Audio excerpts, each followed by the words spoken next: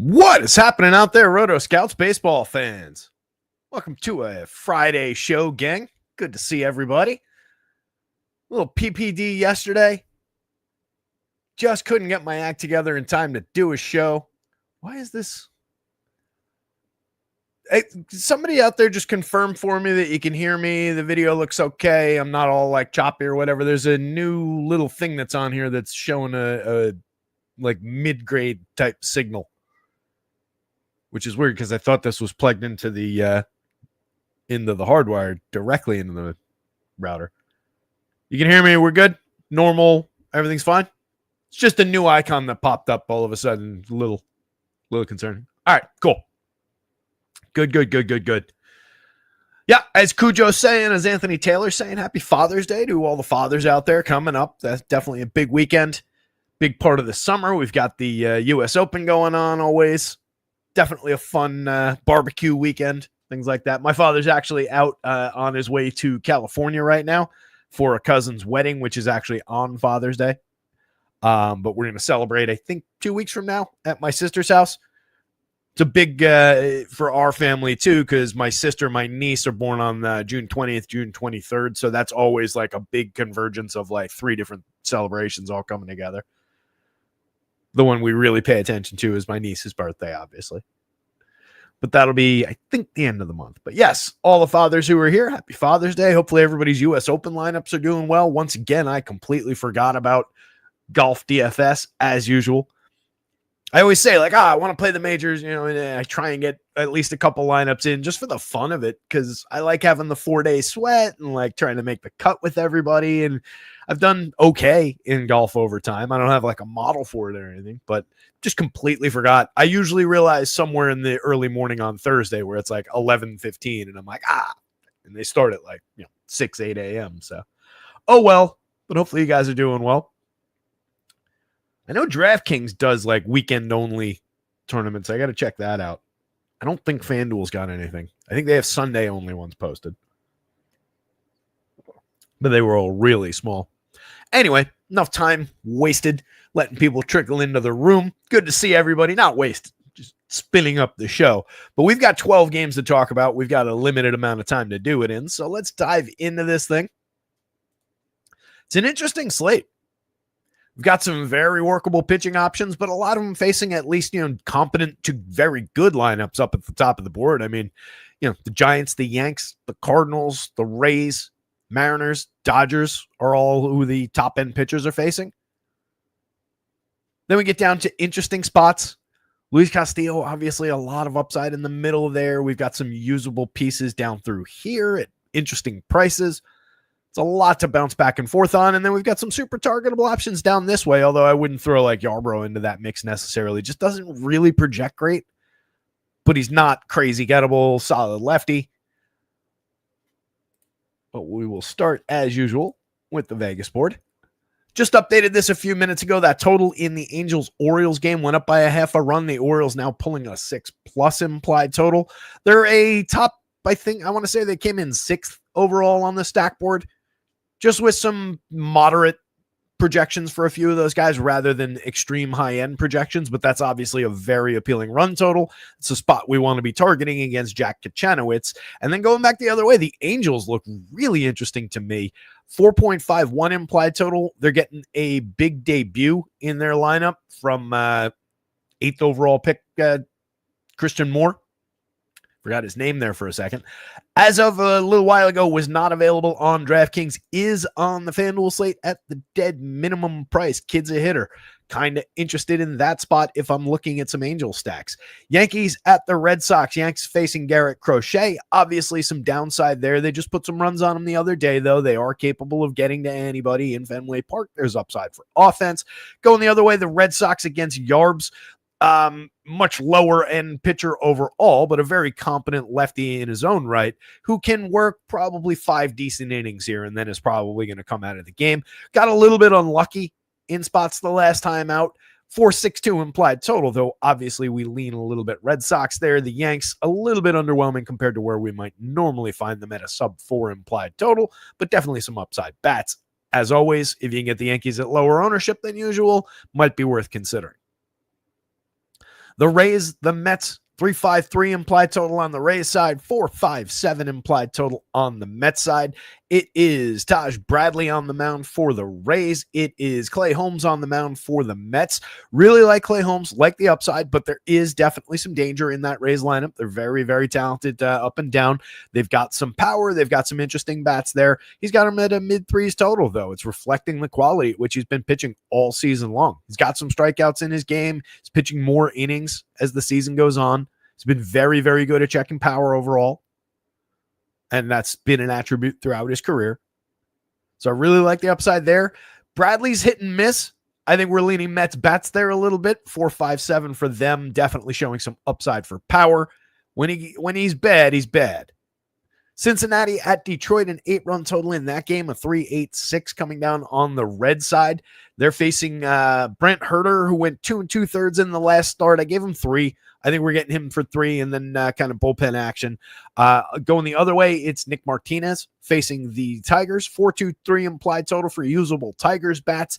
You can grab some reds here, but I don't love that Vegas total, obviously. Rockies, definitely low end. In a game in Atlanta against Bryce Elder, the Rockies are drawing a 3.11 implied total. That is so lousy. It's so bad. I do think at least a couple other places that I saw have Bryce Elder a little bit maybe higher than he ought to be, but you got to note that he struck out 12 in his last performance over 8 innings against the Giants. So I guess he's got that in his game now. It's uncharacteristically high strikeout total for that pitcher, but against this Rockies team, anything like that is definitely on the board. So he's at worst usable. He projects out just fine in my model, but I was a little bit more conservative, I think, about it. 5.52 implied total, 5.53 implied total on the Braves side, showing a ton of power. They're going up against the corpse of Edman Marquez, who has had 2 reasonable outings and a bunch of pretty messy ones so far this season. I love the upside for the Braves bats here. White Sox at the Rangers, 4.91 implied total on the Rangers side, going up against Adrian Hauser. That seems like a very playable spot. We've got some guys maybe coming to life, knock on wood. Adolis Garcia, he's been hitting the ball a little bit since his mental health days. He hit a home run in a big spot yesterday. So maybe we get some upside there against a very gettable version of Hauser. He hasn't been bad, but he also hasn't been top form, I would say. So I think we're okay there, but it's also not the biggest spot on the board on the Rangers side, I guess is the safe way to say that.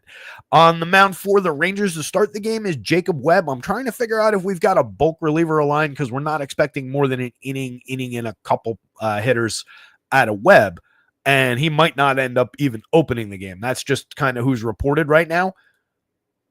As of a few minutes ago, and I'll check again, the official MLB probable pitchers page still has that as TBD.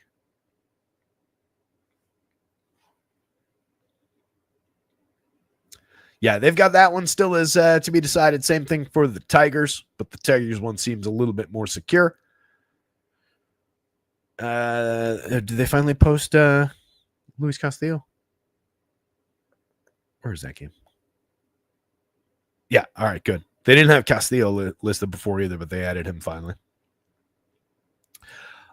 So just a spot to watch as far as what's going to happen on the mound there for the Rangers. Dane Dunning came down in the Fangraphs probable starters, but as far as I know, they haven't called him up yet. So he might end up being the bulk reliever there. Where am I going? But I don't think we're going Texas pitching either way, and I don't think we're really all that interested in White Sox bats, but depending on what the setup is there might be a little bit of sneaky low-owned appeal around a couple of the top guys who have been performing a little bit, maybe Lou Bob later in the lineup. Cards and the Brewers, pretty low-end totals there, 3.42 implied total, just a 7.5 run overall for this game. We've got Freddie Peralta against Eric Fede. So Fede, not a good DFS starter more often than not, but he's a decent enough run limiter. He never really gets completely lit up. He's decent at limiting power. So it's just not reflecting a ton of upside in the Brewers' direction. But I think if you want bats in that game, you're going that way rather than using the mediocre cards to attack Freddie Peralta. That's not to say they can't get him. Freddie's been a little bit up and down in spots this season. Chris Paddock on the bump for the Twins, going up against Colton Gordon for the Astros. Playable parts on all sides, but also low-end run totals, 406, 402 for those two teams. Kind of middle of the board. Vegas has that one basically exactly even. I'm seeing it very much the same way. Just four corners game with a version of Chris Paddock who has been mostly good, but is also still feels real gettable. And Colton Gordon, who's just giving you 5 and has been okay. There's not much appeal on the mound, but maybe not much appeal in the bats in either direction. So it could be four corners that you're just getting little drips and drabs of. The A's and the Royals is Michael Wacha against Luis Severino. Definitely interested in some upside bats from the Royals. Mid-4s implied total there. Wacha, been good enough to consider some shares against the Athletics, but they've also got their usual upside for a little bit of power against. We'll give each side of that one a look. Padres and the Diamondbacks, the D-backs pulling one of the slate high totals at 5.09 implied runs. They're going up against Steven Kolek, who's been fairly decent in a lot of his outings. He had one messy one where he gave up 6 earned runs, another where he gave up 5 earned runs, but he also had a complete game shutout at Coors Field, had some decent starts in his last couple. So we'll talk it through, but we'll typically are coming down on the side of that Diamondbacks lineup against better pitchers than that. So I think that's where we land, especially with that nice looking total, some excellent bats. And then it's Ryan Nelson, which is going to be an interesting one to talk through on the mound for the Diamondbacks. Going up against that low strikeout Padres lineup is never a spot we love to target. He's been okay in spots. He had a messy one his last time out, but he's had a couple good ones. It's dependent on what the innings are going to look like. Went 6 2/3, went 5 innings back in a couple starts at the end of May. Then made a 4-inning start where he was going along great, but came out after just 4. They were going to move him back to the pen, but then they took some more bumps in the rotation. So now he's kind of got a roll here, and I would imagine they're going to let him yet stretch back out. Last time out went just 3, but he gave up 7 earned runs over that stretch, struck out 3, walked 4. So that's a lot of pitches to 17 hitters, and it was ugly. I do think 5 is in play, probably 6 if everything's going great, given that he went 6 2/3 just back on May 26th. So I do think we've got a little upside to work with there, but it's also a low-end spot. And the Padres are one of the 3 away teams, drawing more than a 4-run total. It is another one of those days where when in doubt, just look at some of the home teams because you're getting more runs out of the home teams basically up and down the board today. Giants at the Dodgers. Even in this one with Logan Webb on the mound for the Giants, the Dodgers are just pulling above a 4 implied total. They'd be the team to choose here because the Giants are facing Yoshi Yamamoto, but it's probably more a spot we want to look at pitching. I would consider Logan Webb. Hopefully you get him a little bit lower owned than he ought to be going up against that very good Dodgers lineup. He's excellent and more than capable of shutting that team down. Rounding things out, it's Gavin Williams, who's very usable here against the free-swinging but very talented Mariners, and Luis Castillo going the other way. Mid-3s implied total on that one. Another even-up game in Vegas, just a 7-run total. This ballpark favors pitching. I kind of lean pitching in that one too, but I do think those are usable offenses at the end of the night. Maybe get them a little bit sneaky and cheap, so we'll see.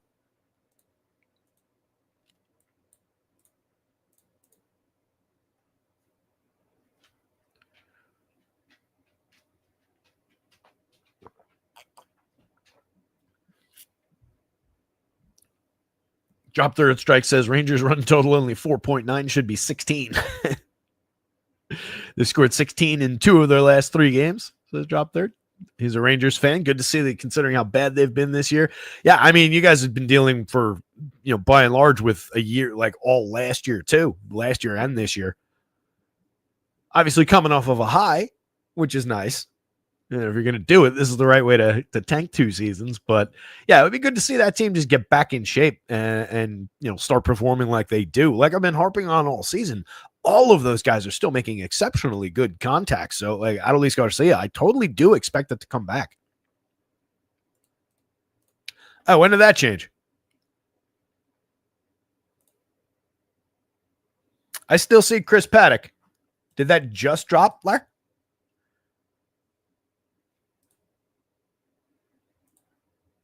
Larry's saying Sean Armstrong starting for the Twins. For the Rangers. That's why. Oh, for Texas. I misread your comment. I thought that said for Twins for some reason. Got to pay more attention. So, all right. So that's, as of 4 minutes ago, it's Sean Armstrong on the mound for the Rangers now. Okay. Told you that was going to be a spot to watch. What are we dealing with here?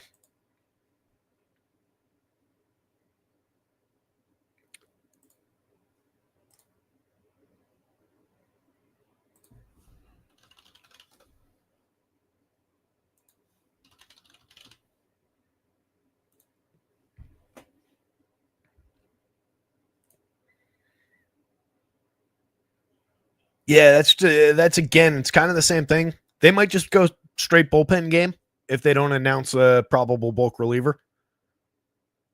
You're not going to get more than 2 out of Armstrong. He hasn't gone more than 2 all season. He does have multiple inning and a third, inning and 2/3 appearances. He also last pitched on the 10th, so he's on just a couple days rest. So you're not getting more than like 2 innings out of him. Did he come down? I don't think he's on here. Yeah. Grab him.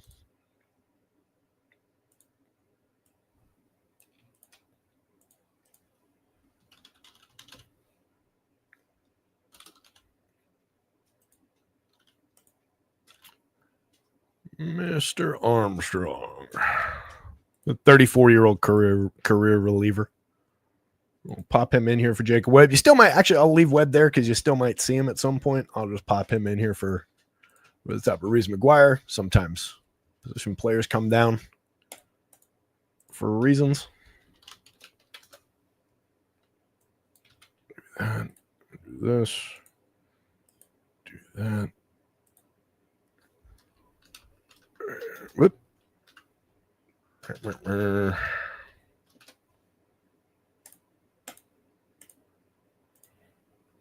Okay.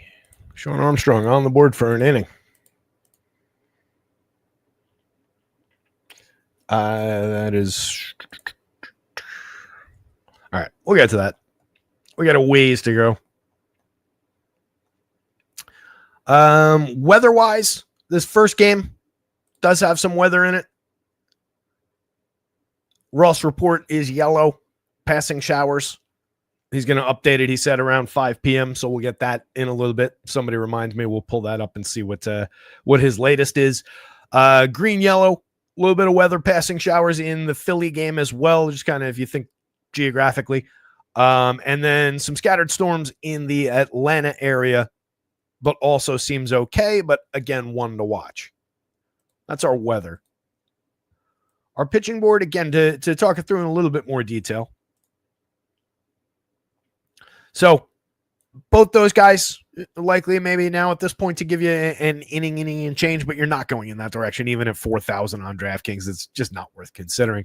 The options at the bottom of the board, I think you're getting 3 out of Herter here, so I don't think you're going that way at 6,000.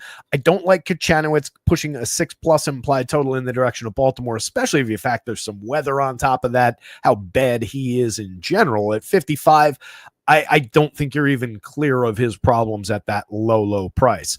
The one who's maybe a weird mixer, and it's not safe, and it's not good, and I feel bad even bringing him up, but Herman Marquez for 4,500.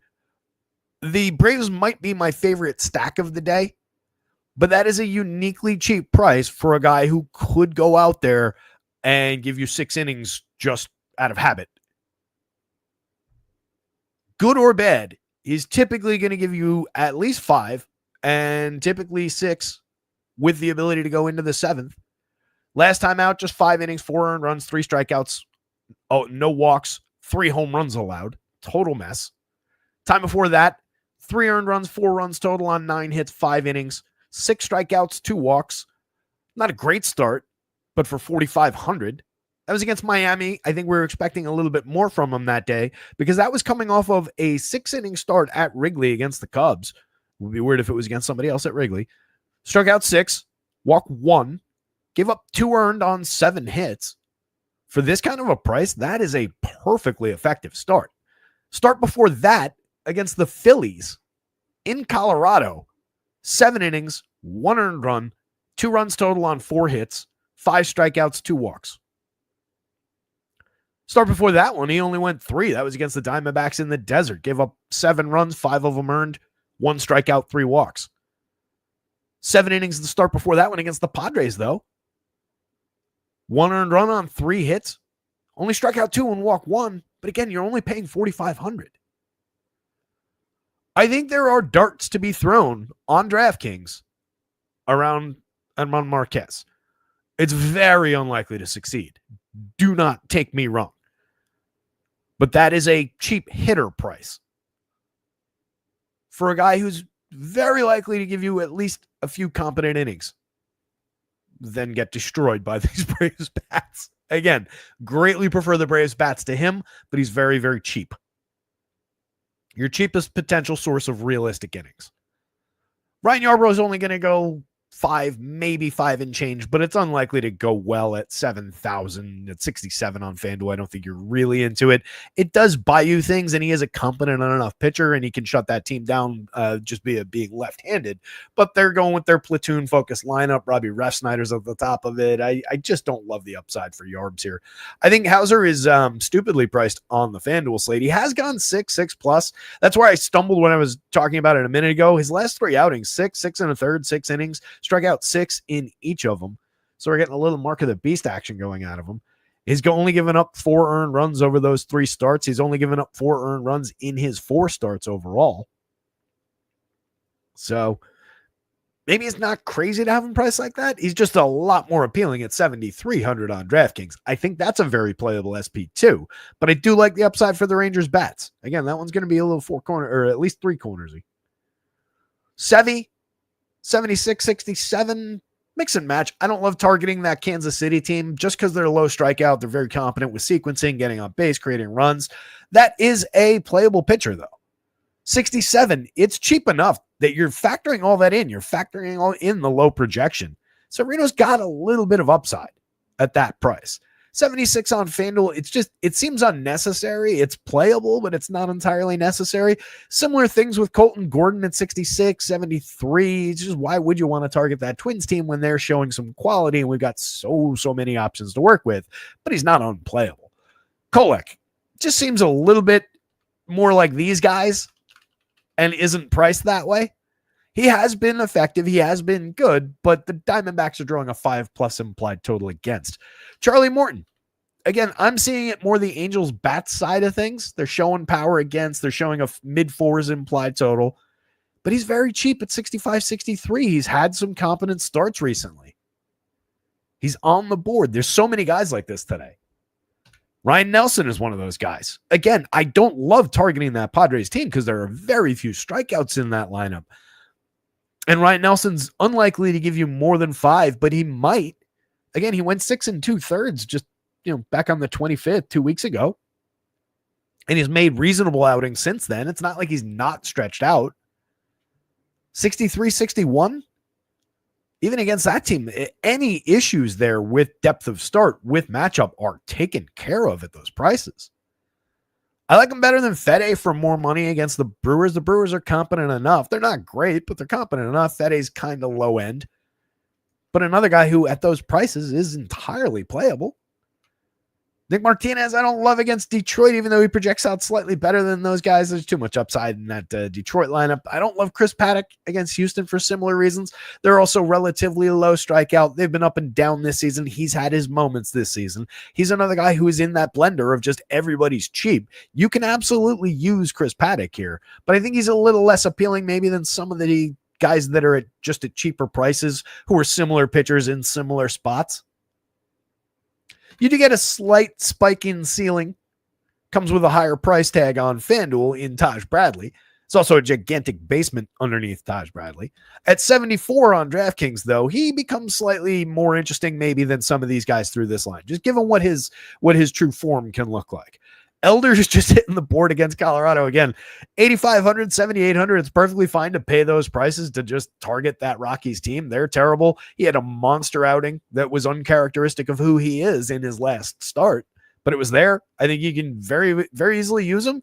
I expect he's going to be pretty popular. That's the one thing. There's so many guys that look almost identical that I don't know I need to get excited about it.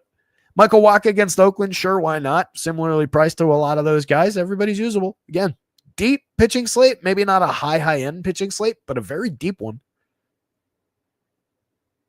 I think Castillo is probably the cut line on like your top tier, and that's kind of clear. 30, if you want to just call it 30 point, 15 point across sites, usually a good barometer to set a tier at.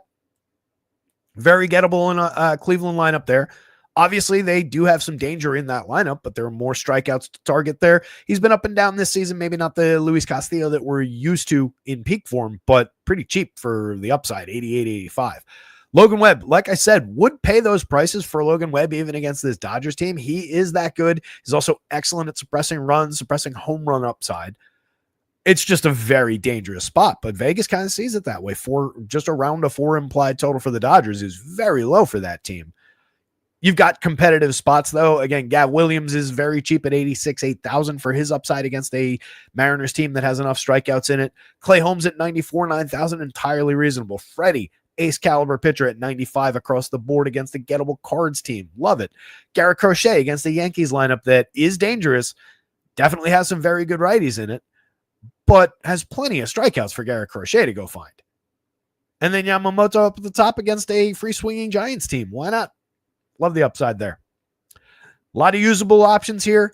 If you're just playing the game of combining guys from that tier, I think you can honestly do it because of how cheap a couple of these guys are. Obviously, you're still paying up and you need to get cheaper with your stacks, but that's a very usable tier just on its own. And then when you factor in that everybody from Wacha to literally Ryan Yarbrough is almost the same. This entire group of pitchers at these prices on DK are so similar. You've got a little bit of daylight between the median projections. You've got a few guys that you're expecting to work fewer innings, but there's just as much playability at the variety of prices. Different over here on FanDuel, where again, you're only getting one bite at the apple. You're kind of safe to stay up in that territory, work with some of these guys. It's also a day where, if you're dipping down to a Ryan Nelson at 63, a Charlie Morton at 65 on FanDuel, you better make sure that you're getting to the right bats to really upgrade that spot.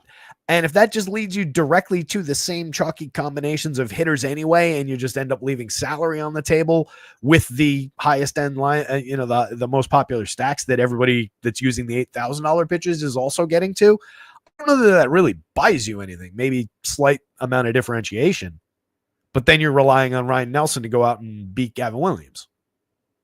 So it works a little differently. Let's get into this deal game by game before the slate starts. I am going to do a little bit of speed round.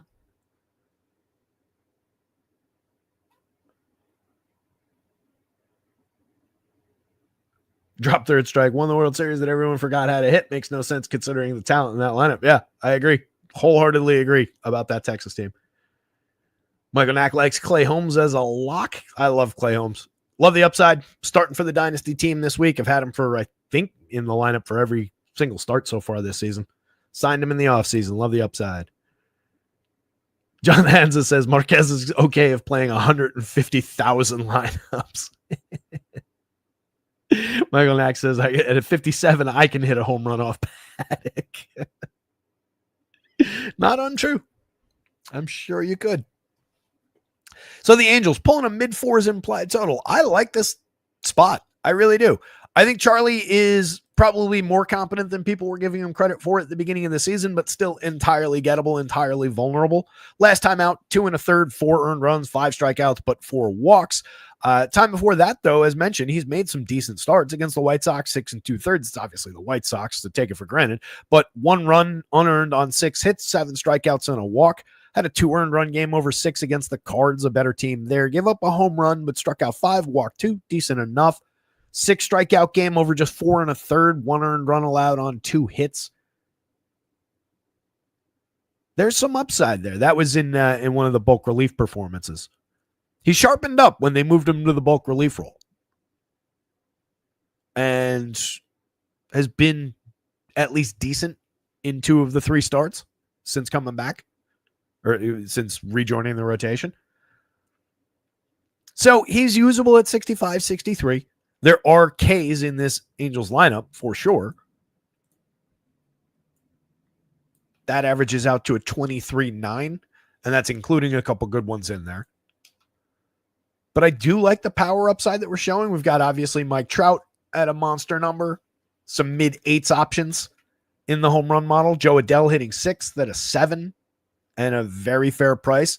This is a lineup that we've been getting to in spots all season. We've been capitalizing on some of their power upside. They're not great. They're not consistent. They don't get on base nearly enough outside of Nolan Januel, but there is upside. And as I mentioned at the very beginning of the show, they've got a really interesting debut down at the bottom of the lineup today. We'll see if he lands on DraftKings. Hopefully he does, and hopefully he's mid-price. But Christian Moore, 8th overall pick a couple years ago.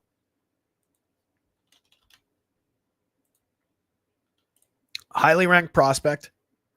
Slashing 279, 374, 422 in the minors this year, over 238 plate appearances.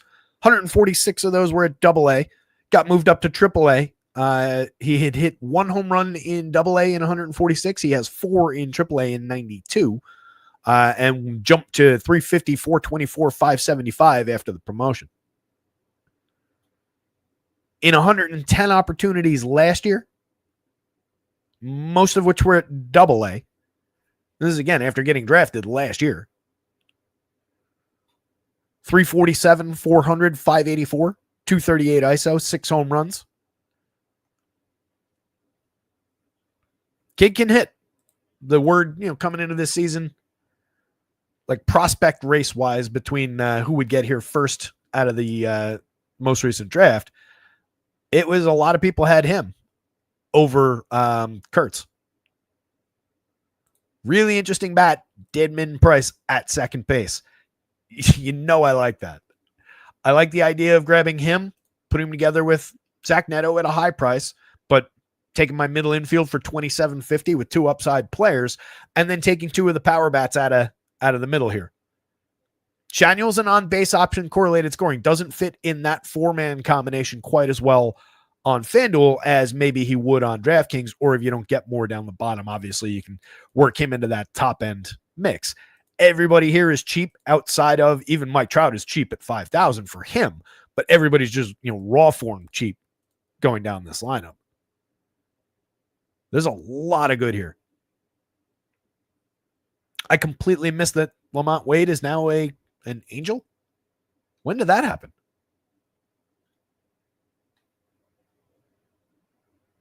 Did they DFA him? And that's another high-end bat that I like for this team.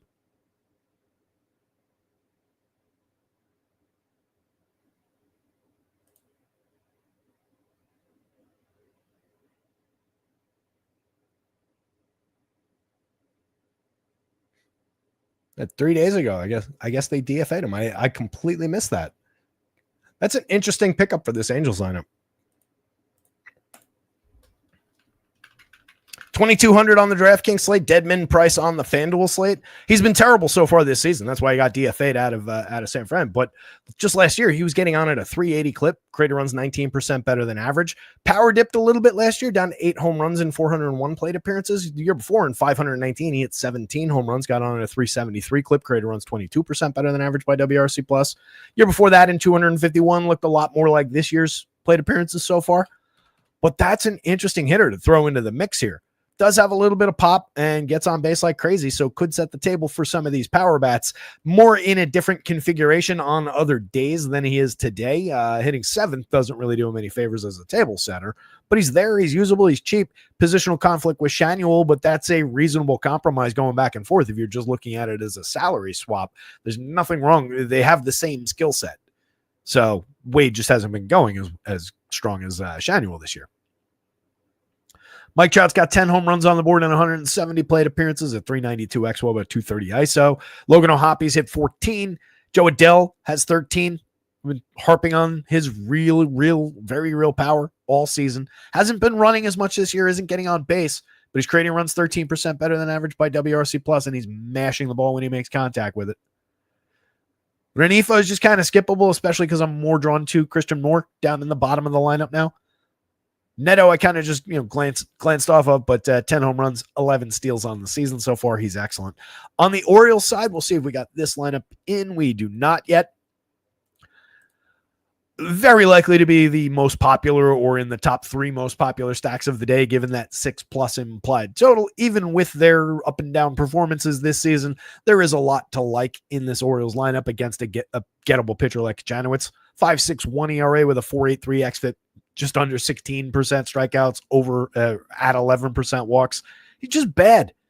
3.65% home runs allowed on nearly 50% hard hits, just under a 10% barrel, 92.6 miles an hour of exit velo. This is obnoxiously over our threshold. Saving his life, keeping the ball down to an 8.4 degree average launch. So most of the contact against just doesn't get to the right trajectory, but he's given up that kind of a barrel rate in spite of that kind of an average launch. So you know that there are barrels on mistakes, and there is major home run capacity against this pitcher. 9.07 for Gunnar leads the team in the heart of the lineup. 47.31 for him. Very reasonably priced for what we know for sure that the upside on that player is. In 259 plate appearances this year, he's been okay. 122 WRC plus is very good, just kind of lingering there on its own. Comes with 274, 336, 443 in the slash line, 8 homers, 8 steals. It's not like he's been bad. For the money, I feel like he's gone down a little bit too far on that salary scale. Adley, you could say the same thing at 39.28, especially where you have to play catchers.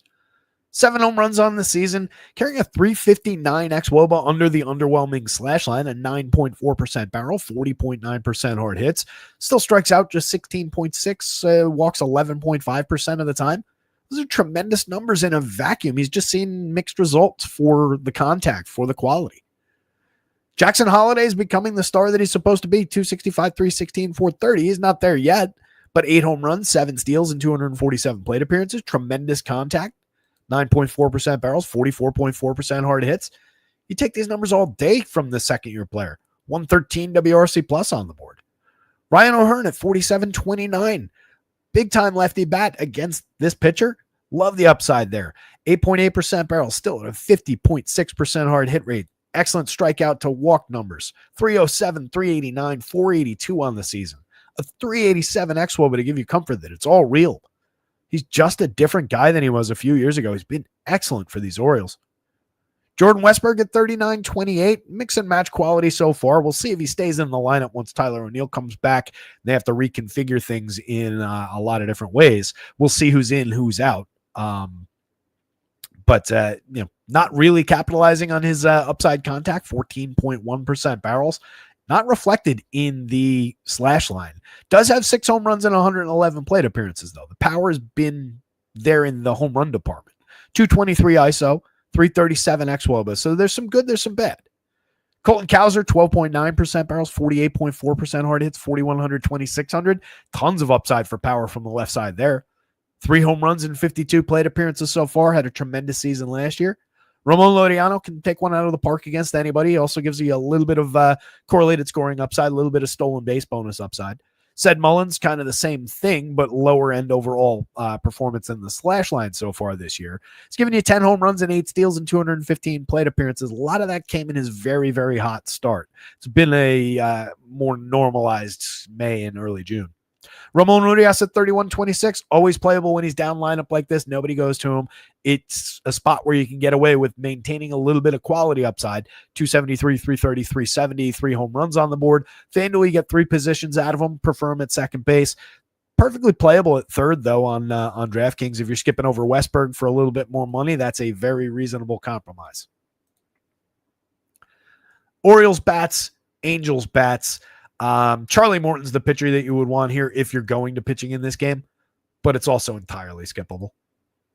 Yanks bats are in.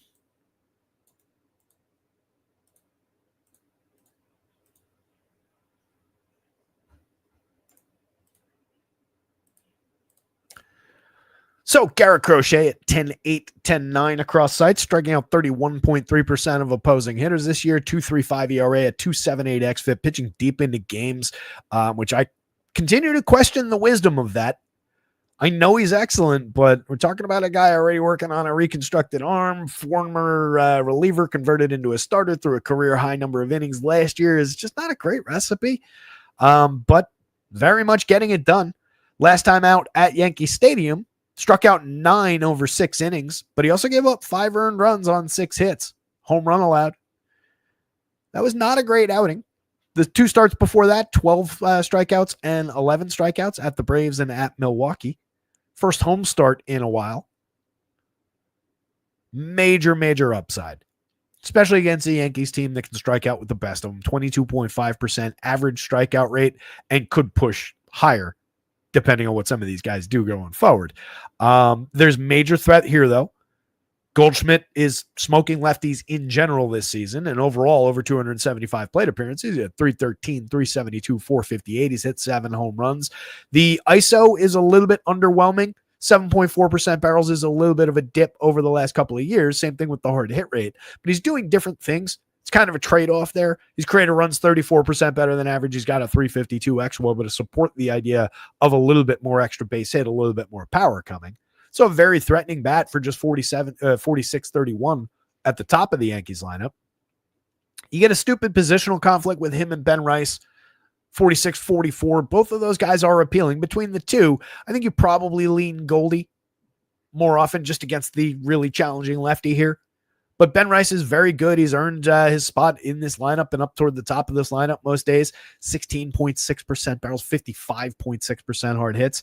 12 homers on the board. Strikes out a little bit at 22.4, but not as aggressively as he was last year at 27%. Not drawing the same walk rate, though. 11.2% in the moderate sample last year, 8.8 so far this year.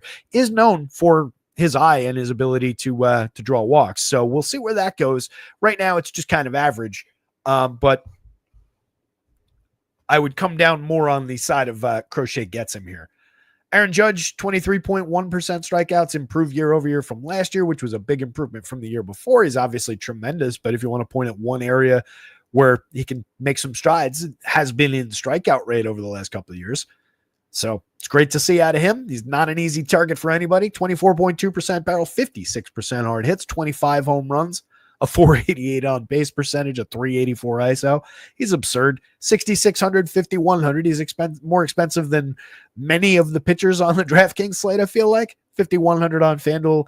If you can reach him, he's very playable against anybody, especially against the lefty. Velocity in, velocity out. We'll see which wins. Belly at 46-33. Showing tons of upside this year. Limiting strikeouts, drawing walks, putting great bat on ball. Entirely playable in this spot. Volpe, difficult against the challenging starter of Crochet's strikeout caliber. I would expect more strikeout downside from Volpe than big time upside, but he has been squaring up lefties very well this season. There is something to note there. He's 42-3,000. He's affordable. 8 home runs on the board, a mediocre slash line, but a 324 XWOB, a 202 ISO is noteworthy, a 113 WRC plus, still 10% barrels. So he's at least interesting to mix in. I don't know that he's a priority here. Jason Dominguez really questioned the upside today. DJ LeMahieu is cheap if you're just looking for cheap bat on ball from the right side down lineup, and a guy who I wouldn't be as much, those young players against an arm like this. It's a little bit more just the old school baseball. Think of it. Maybe you go to a guy like DJ who's seen plenty of guys like this over time.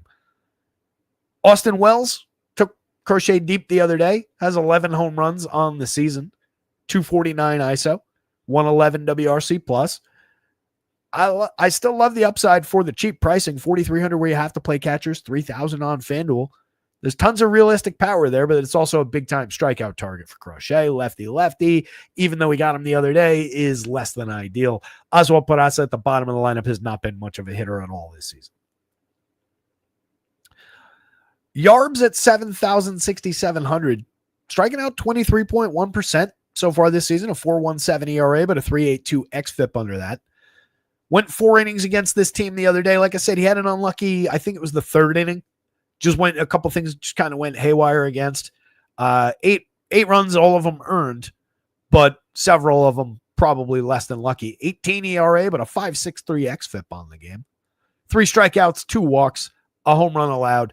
The few starts before that, 6 innings in 2 straight, gave up 1 earned run apiece, 4 hits against the Dodgers at LA, 2 hits against the Angels in LA, 5 strikeouts against the Dodgers, 7 against the Angels. The 6 innings is good to see, and especially against a quality team and a good enough team.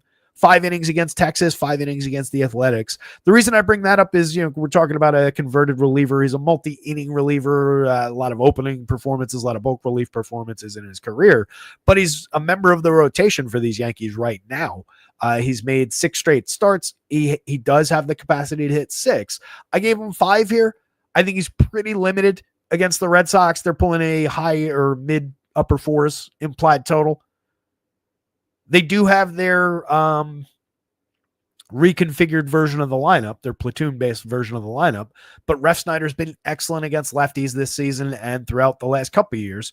284, 383, 522 overall, a 239 ISO, 4 home runs on the board, a 354 xWOBA. Most of this comes against left-handed pitching. That's what he's here for. He's cheap, 4,300, 2,800. He makes a reasonable bolt-on park directly to Rafi Devers, who fears no lefty, and certainly not Ryan Yarbrough. 52.38 is inexpensive for Rafi Devers upside. It's an expensive raw price on FanDuel, but it's still a couple $100 short of where he ought to be. 276, 405, 506 with a 230 ISO, a 400 xWOBA, creating runs 50% better than average with 14 homers on the board. Fire away. Romy Gonzalez hits lefties extremely well. He hits the ball very, very hard as well. 11.7% barrels, 56.7% hard hits in the batted ball events that come over 84 plate appearances, in which he's been pretty tremendous. Had similar high-end contact rates last year. He's an interesting bat when he's hitting third for 3,900, 3,000. Get him at second base on FanDuel to boot. Carlos Narvaez has been squaring the ball up nicely so far this season. Excellent contact. 6 home runs on the board. Over 200 plate appearances is starting to get kind of real. 323 xWOBA suggests it's at least sustainable at this level. 279, 355, 458, a 125 WRC plus. Roman Anthony for 4,000, 2,500. I'll take some shots at that. I don't have the lefty-lefty splits in the minors. We don't care about these 13 plate appearances. The kid is literally the top prospect in baseball. I think you go there if you're going Red Sox, and you hope that other people don't because lefty-lefty. You hope other people don't because, 13 pretty weak plate appearances so far. Negative 19 WRC plus. I think people will include him plenty, but maybe not as aggressively as they ought to at 4,000, 2,500. Kid is good. Trevor Story at 34-29, 9 home runs, 10 steals. Can definitely put good wood on the ball against a lefty like Ryan Yarbrough. 10.2% barrels, 47.7% hard hits on the season. Focus on that, not the low end slash line, not the bad xWOBA, not the bad WRC plus. There's some lies in there. You do want to pay attention to that xWOBA at 301 is not overly appealing. Doesn't really indicate that there's much, ongoing expectation for more, but I will ride with that contact and what I've seen this player do over time. It's just an in spots kind of a play. But if you're looking to get cheap 5-man the Red Sox, he's one of the cheap bats. Abraham Torres had the best 99 plate appearances of his life. 330, 354, 574, 5 home runs, a 347 xWOBA, 245 ISO. It's been tremendous. 35-28, you're not paying really any tax for the overperformance so far. So perfectly playable. Obviously at second base on FanDuel has appeal. Cedric Rafaela, decent power and stolen base upside for counting stats, if nothing else. Has made excellent contact so far this year. 11.8% barrels, 44.4% hard hits from the right side. Another play you can kind of throw at the lefty for a very cheap price. And then an inexpensive Christian Campbell. Second base eligible, second and outfield and first base on FanDuel. He's hit 6 home runs in 247.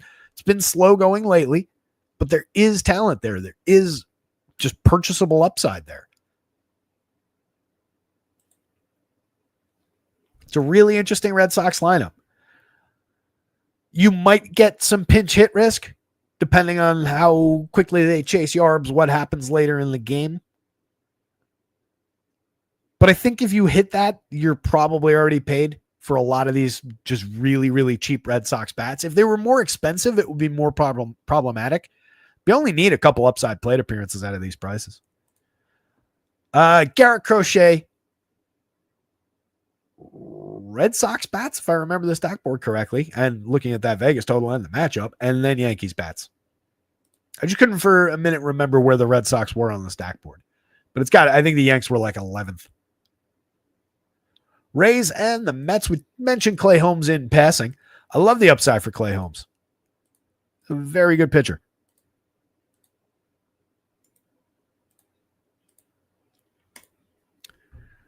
So far this season, 73 and a third in 13 starts, a 2.95 ERA, a 3.60 xFIP is indicative of a little bit of, run normalization to come. 9.7% swinging strikes, 28.6% CSW on the season, a 21.5% strikeout rate, 7.6% walks.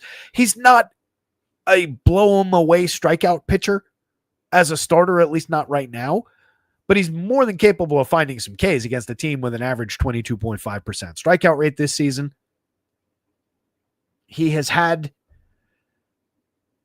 3 6 strikeout games, an 8 strikeout game, and peaked at a 10 strikeout game. That was against the Marlins. Reasonably comparable team as far as some strikeouts go. But he's just effective. He's been good at keeping the ball in the yard. He limits launch angle, 5.5 degree average launch, leading to a 2.64% home run rate so far this year. In his years as a reliever, that was a demonstrable trait. Sub 1% home run rates in 23 and 22, 1.48 last year. For 9,000 for 9,400 against the Tampa team showing a 3.53 implied total. Very interested in some Clay Holmes here. I think he comes away with another, shot at. It's probably, what's the line around? Is the line like 5, 4.5, 5, or is it 5.5? I was going to say he probably comes away with about 5.5 strikeouts, so it's probably 5.5. I like the upside for a 6 plus kind of a day. Not a ton of threat visible in the Rays. There's probably more threat just in reality than is visible in the model from some of these home run bats. Brandon Lau, if he connects on a mistake, can definitely drive the ball. As good as Holmes has been at limiting launch, there are some barrels there. 8.1% is at least something to spot.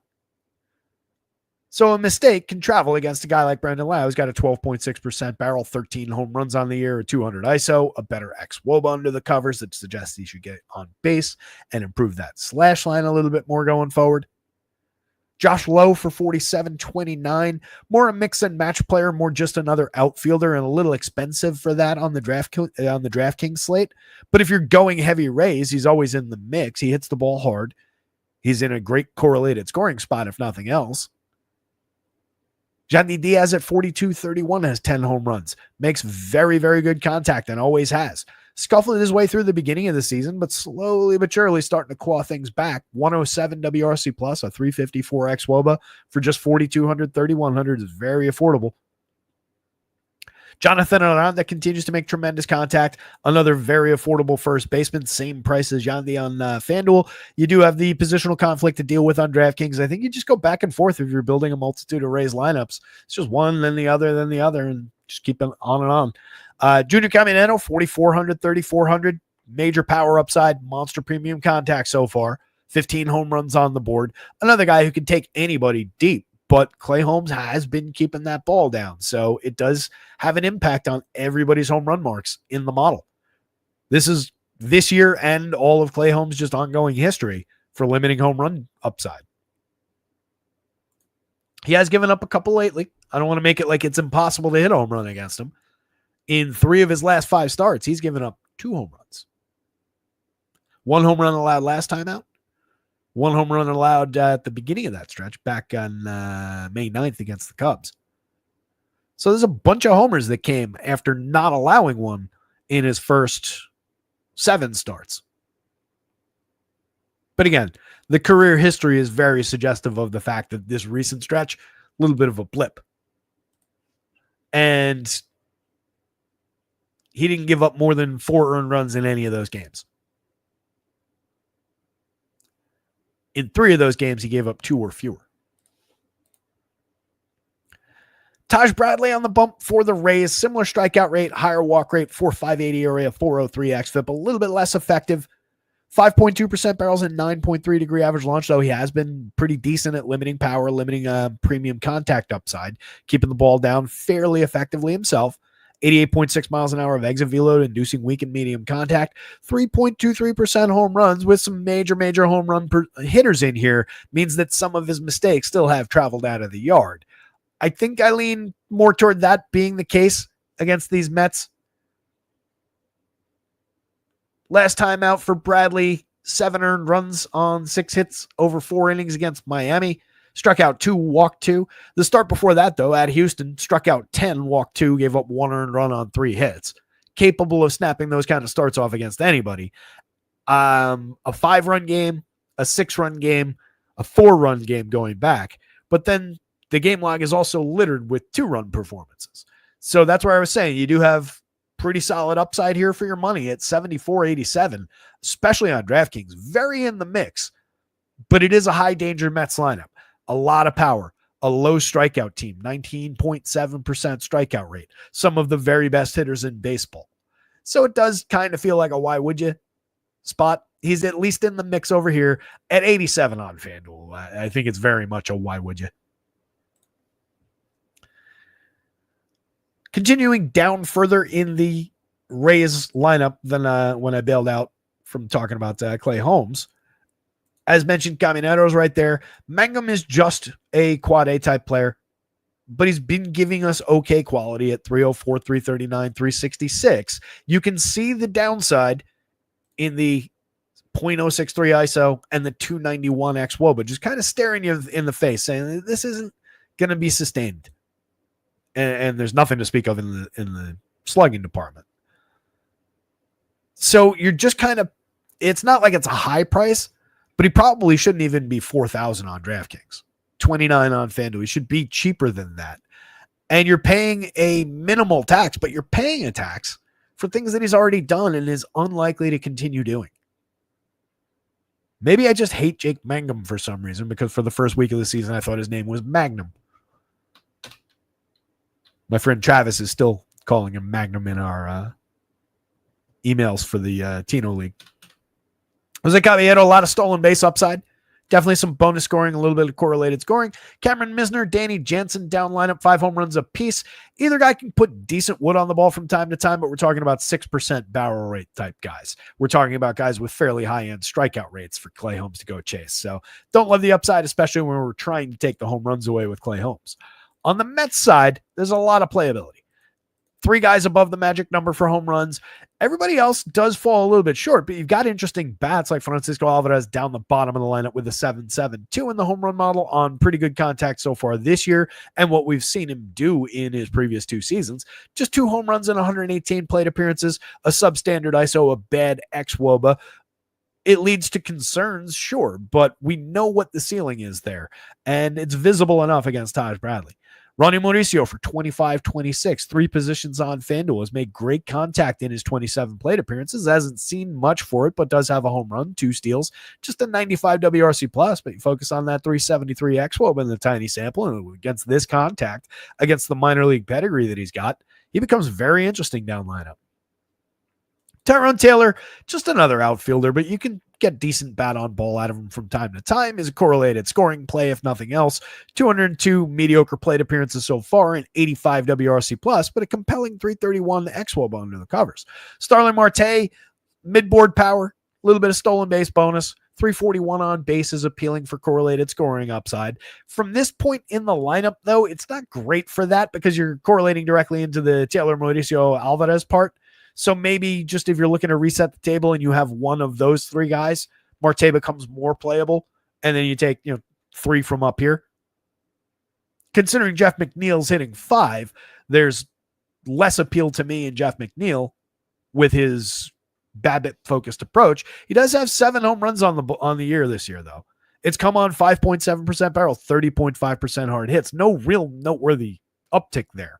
I think the 7 home runs are more happenstance, but he does have a 278 ISO, 345 xWOBA because of it. At 4,500 more than Starling Marte, where I'd at least consider him in the outfield. Probably depends on which position I want to use Jeff McNeil at. If I'm looking at him in the outfield, I probably change up and go Starling Marte. If I want to use a second baseman in that stack, I would consider Jeff McNeil in that role. Pete Alonso, Juan Soto, Francisco Lindor is where obvious super high-end quality is. Every one of those guys is crushing the ball. 17, 13, and 14 home runs apiece. Soto's still kind of underperforming overall, considering they're giving him $750 million, but still excellent numbers. 143 WRC plus. The guy in the middle, Brandon Nimmo, at just 42-31, has 13 home runs, has a 212 ISO, has a career history of being a very good hitter. 11.3% barrels, 51.5% hard hits, just kind of inexplicably cheap on both sides. That becomes a 51-50 base for those four. It's obviously easier to build with just three of those guys. But let's say you wanted to do like the Ronnie Mauricio wraparound. 46.20 a piece for those five bats.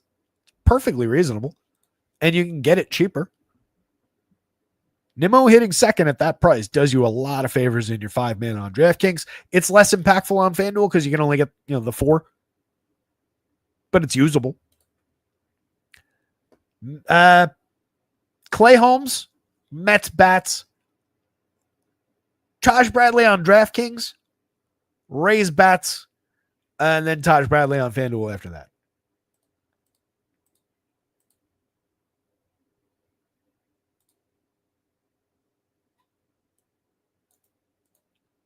Tigers lineup is in. Wow, do we have to pick up the pace? All right.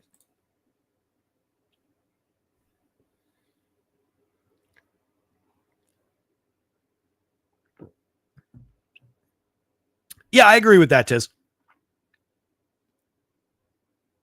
Going back to that Red Sox game, I mentioned the pinch hit risk. And Russ Snyder, again, he excels against lefties.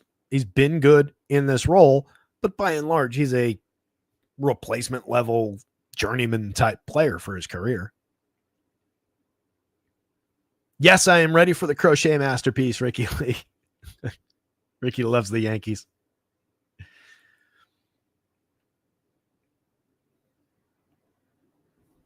Yeah, there really hasn't been any chat nonsense. I've just been meandering through some of these. Brent Herter, 6,000, 7,000. I don't think we're necessarily going there. 2 2/3 in the last one, 2 innings, just bulk relief type work. I gave him 3.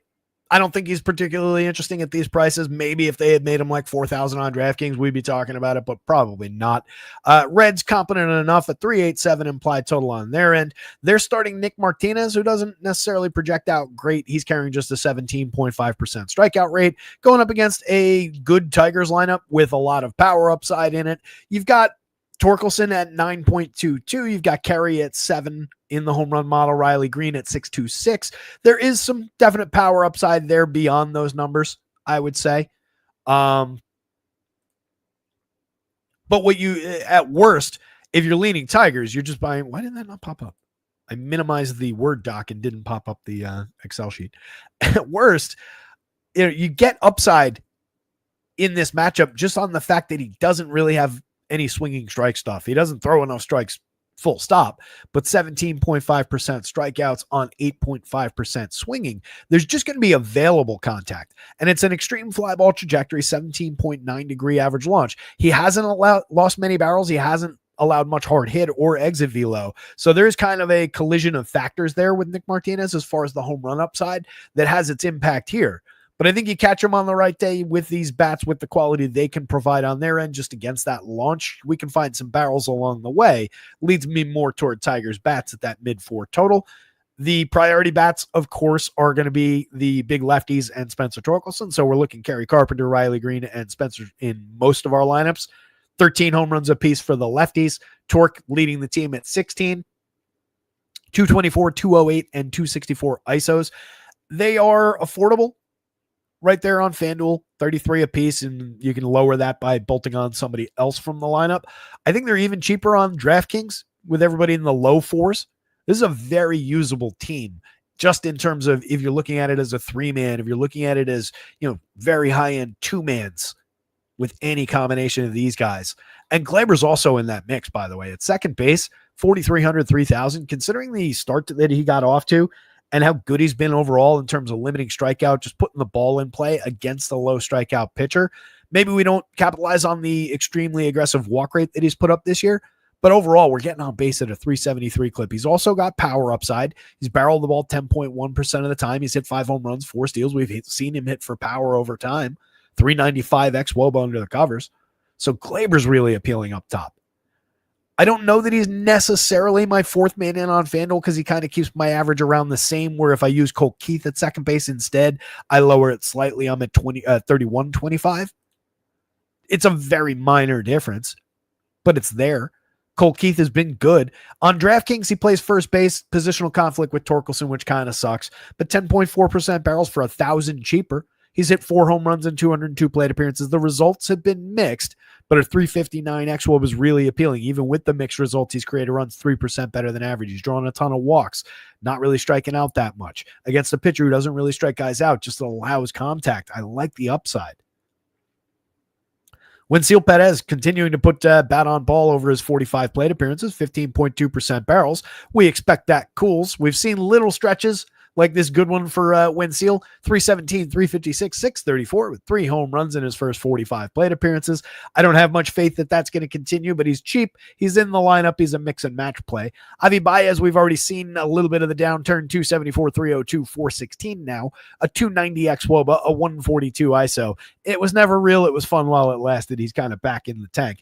Zach McKinstry, Jake Rogers, you're just buying a little correlated scoring ability from McKinstry, still getting on at a 364 clip, but not the hitter he looked like at the beginning of the season. Jake Rogers, you're looking for that premium contact, that home run upside against this pitcher who does, kind of has been limiting the availability of hard hit and exit velo. He's one of the shakier options, but he's very cheap where you have to play catchers. At 2,100, you can always mix in a catcher, even if he's hitting 9th on DraftKings, if he can square the ball up like Jake Rogers can. He doesn't do it very frequently. He's more often a 0, but every now and again, you get a little power upside. On the red side, Ellie is a superstar against anybody. There's tons of upside against an opener-follower situation for him. 14.8% barrels on the season. He's hit 13. He's stolen 20 bases, created runs 15% better than average by WRC+, a 354 xWOBA. He's just very, very expensive at 62 on DraftKings. There are people putting up similar numbers who are not quite as expensive. It's something to bear in mind. At 38 on FanDuel, he's priced like a lot of the other stars. I will fix, damn it. I'm going to do it right now so that it just goes into the other upload. Actually, wait. I knew there was another one I had to remember to fix. This stupid Encarnacion Strand naming thing on Labs. All right. I saved that into the file that gets uploaded for the updates. So Christian Encarnacion Strand, his full name, has major, major power upside. He's hit 5 in 87 plate appearances this year, a 222 ISO, 5.28 in today's home run model. Puts good bat on ball. It's not popping up in the stats right now because of the naming issue. Very cheap at either corner position. Definitely a priority bat for me hitting cleanup today against this pitcher. I love the upside for Encarnacion Strand now that he's back regularly in this lineup. Santiago Espinal, TJ Friedl up at the top of the lineup, mostly correlated scoring options. Friedel's been good individually this year with 7 homers, 9 steals. A 311 xWOBA kind of betrays the power of the extra base hit upside, the home runs that we've seen so far. I think we come down normalized just as a correlated scorer, but a good position in the lineup. What I don't love is the 4,700, where you're just kind of paying the tax for those unrealistic 7 home runs that he's hit. Don't love how that bounces off your salary, but everybody else is cheap, so it's all right. Espinal, little bit of stolen base upside. Bat hasn't really been going well over 213 plate appearances. Stevenson at 35 is cheap with premium contact upside galore. 14.7% barrels, 55.9% hard hits in his 127 chances this year. He's hit 5 home runs. We've seen him drive the ball effectively over time. Definitely an interesting option on DK. Steer at 33.26, underperforming his talent. Really, in terms of the contact he's been making and the results so far this year. It's difficult to defend over 247 plate appearances. He's just been lost. He's been bad. Strikeouts are up. Walks are down. Contact is down. Results are down. We've seen him be better than this, but you're kind of just throwing darts. He does still have a little bit of appeal, more so as a $2,600 second baseman than a $3,300 first baseman on DraftKings. Gavin Lux is definitely putting up some quality this season, 227 pretty good plate appearances, but another player, 317 xWOBA, just carrying a 110 ISO already, 2 home runs on the board, mediocre contact. There's not a lot to love right now. Connor Joe at 21 hasn't done anything in 53 chances. Matt McClain hasn't done anything in 238, 7 home runs, 11 steals, sure, but everything else is really ugly. 8.8% barrels, 43.1% hard hits. If we need something to cling to, the hard hits at least look like 2 years ago. Barrels down from that by 2 points. He was very, very good that year, missed all of last year, and has just kind of been lost. But at 37.28, he is very cheap. He's just buried in the 9th spot in the lineup. Tigers bats, Reds bats. If you have to use a pitcher here, it's Nick Martinez at 72, but I don't really like it. Rockies bats, maybe a target for some contrarian shares. They're very cheap. I can't imagine they're going to be popular considering the popularity that's got to be coming on Bryce Elder with the way that people are projecting him and how cheap he is. 21% strikeouts this year, a 4.08 ERA, a 3.45 xFIP for Elder, 6.9% walks. He's been fine. Had a tremendous upside game that I mentioned earlier in his last start. Bryce Elder struck out 12 over 8 innings against the Giants. 3-hitter, gave up 1 earned run on a solo homer. Had an 8 strikeout game against the Pirates, a 6 strikeout game against the Dodgers. In every other game this year, he was 4 strikeouts or fewer, despite throwing 6 innings fairly consistently. Last year, 20.4% strikeouts in 49 2/3, 10 starts. Year before that, in a full season, 174 2/3 over 31 starts, a 17.5% strikeout rate. Decidedly mediocre in his run numbers, expected and otherwise. Plenty of premium contact available, though he does tend to keep the ball down a little bit. That does help him a little here, because the one attribute that you would maybe throw into the mix for the Rockies is a little bit of premium contact ability. You do have 4 guys in that lineup over double-digit barrel rates, over 11% barrel rates, in fact. But they're completely inept as far as performing on a regular basis, finding any kind of sequencing. Most everybody in the lineup is below a 300 on base. That's a team with a 9-man average of a 295 on base percentage. That is not a recipe for winning baseball games. But Jordan Beck, Hunter Goodman, Tyler Estrada, even with as mediocre as he's been over 48 plate appearances, is cheap for the name for what we've seen from him over time. Every now and again, Ryan McMahon can get interesting. Brenton Doyle has been good, but not this year. Mickey Moniak has shown flashes, but not this year. Got himself DFA'd out of LA now as a member of Colorado, but he's very cheap. He's putting good wood on the ball. He's just below 10% barrels, 46.7% hard hits. I mean, we're talking about 5 guys in this lineup with an average barrel rate of 11.7, an average hard hit rate, excuse me, not you, Tyro. An average hard hit rate of 46.6. That is good contact. It's resulted in nothing. Only Hunter Goodman at 121 and Jordan Beck at 107, your top 2 priorities by far in this lineup, are above average by WRC plus among the top 8. Then you get down to Tyler Freeman, who in 79 plate appearances has been kind of good. 299, 367, 448, grading runs 13% better than average, a homer, 5 steals. Only moderate contact, but isn't striking out, is drawing medium walks. Kiston Hero, once upon a time, was a very high-end prospect with a good bat. Kind of completely disappeared, evaporated out of Milwaukee, now is here, but he's the dead mid price at second base on DraftKings, 2,300 on FanDuel. That's a guy who can give you some quality balls in play against Bryce Elder. I do fully believe in the upside for Elder here. I was just a little bit more conservative about really, letting the model go off and run roughshod over that projection. I think it's realistic where he's at. I do think he's got a little ceiling.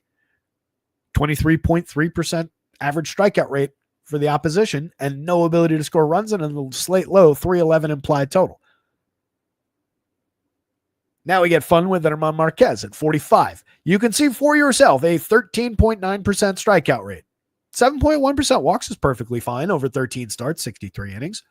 9.4% swinging is not great, but it's not terrible. 23.1% CSW is terrible. 7 ERA is awful, obviously.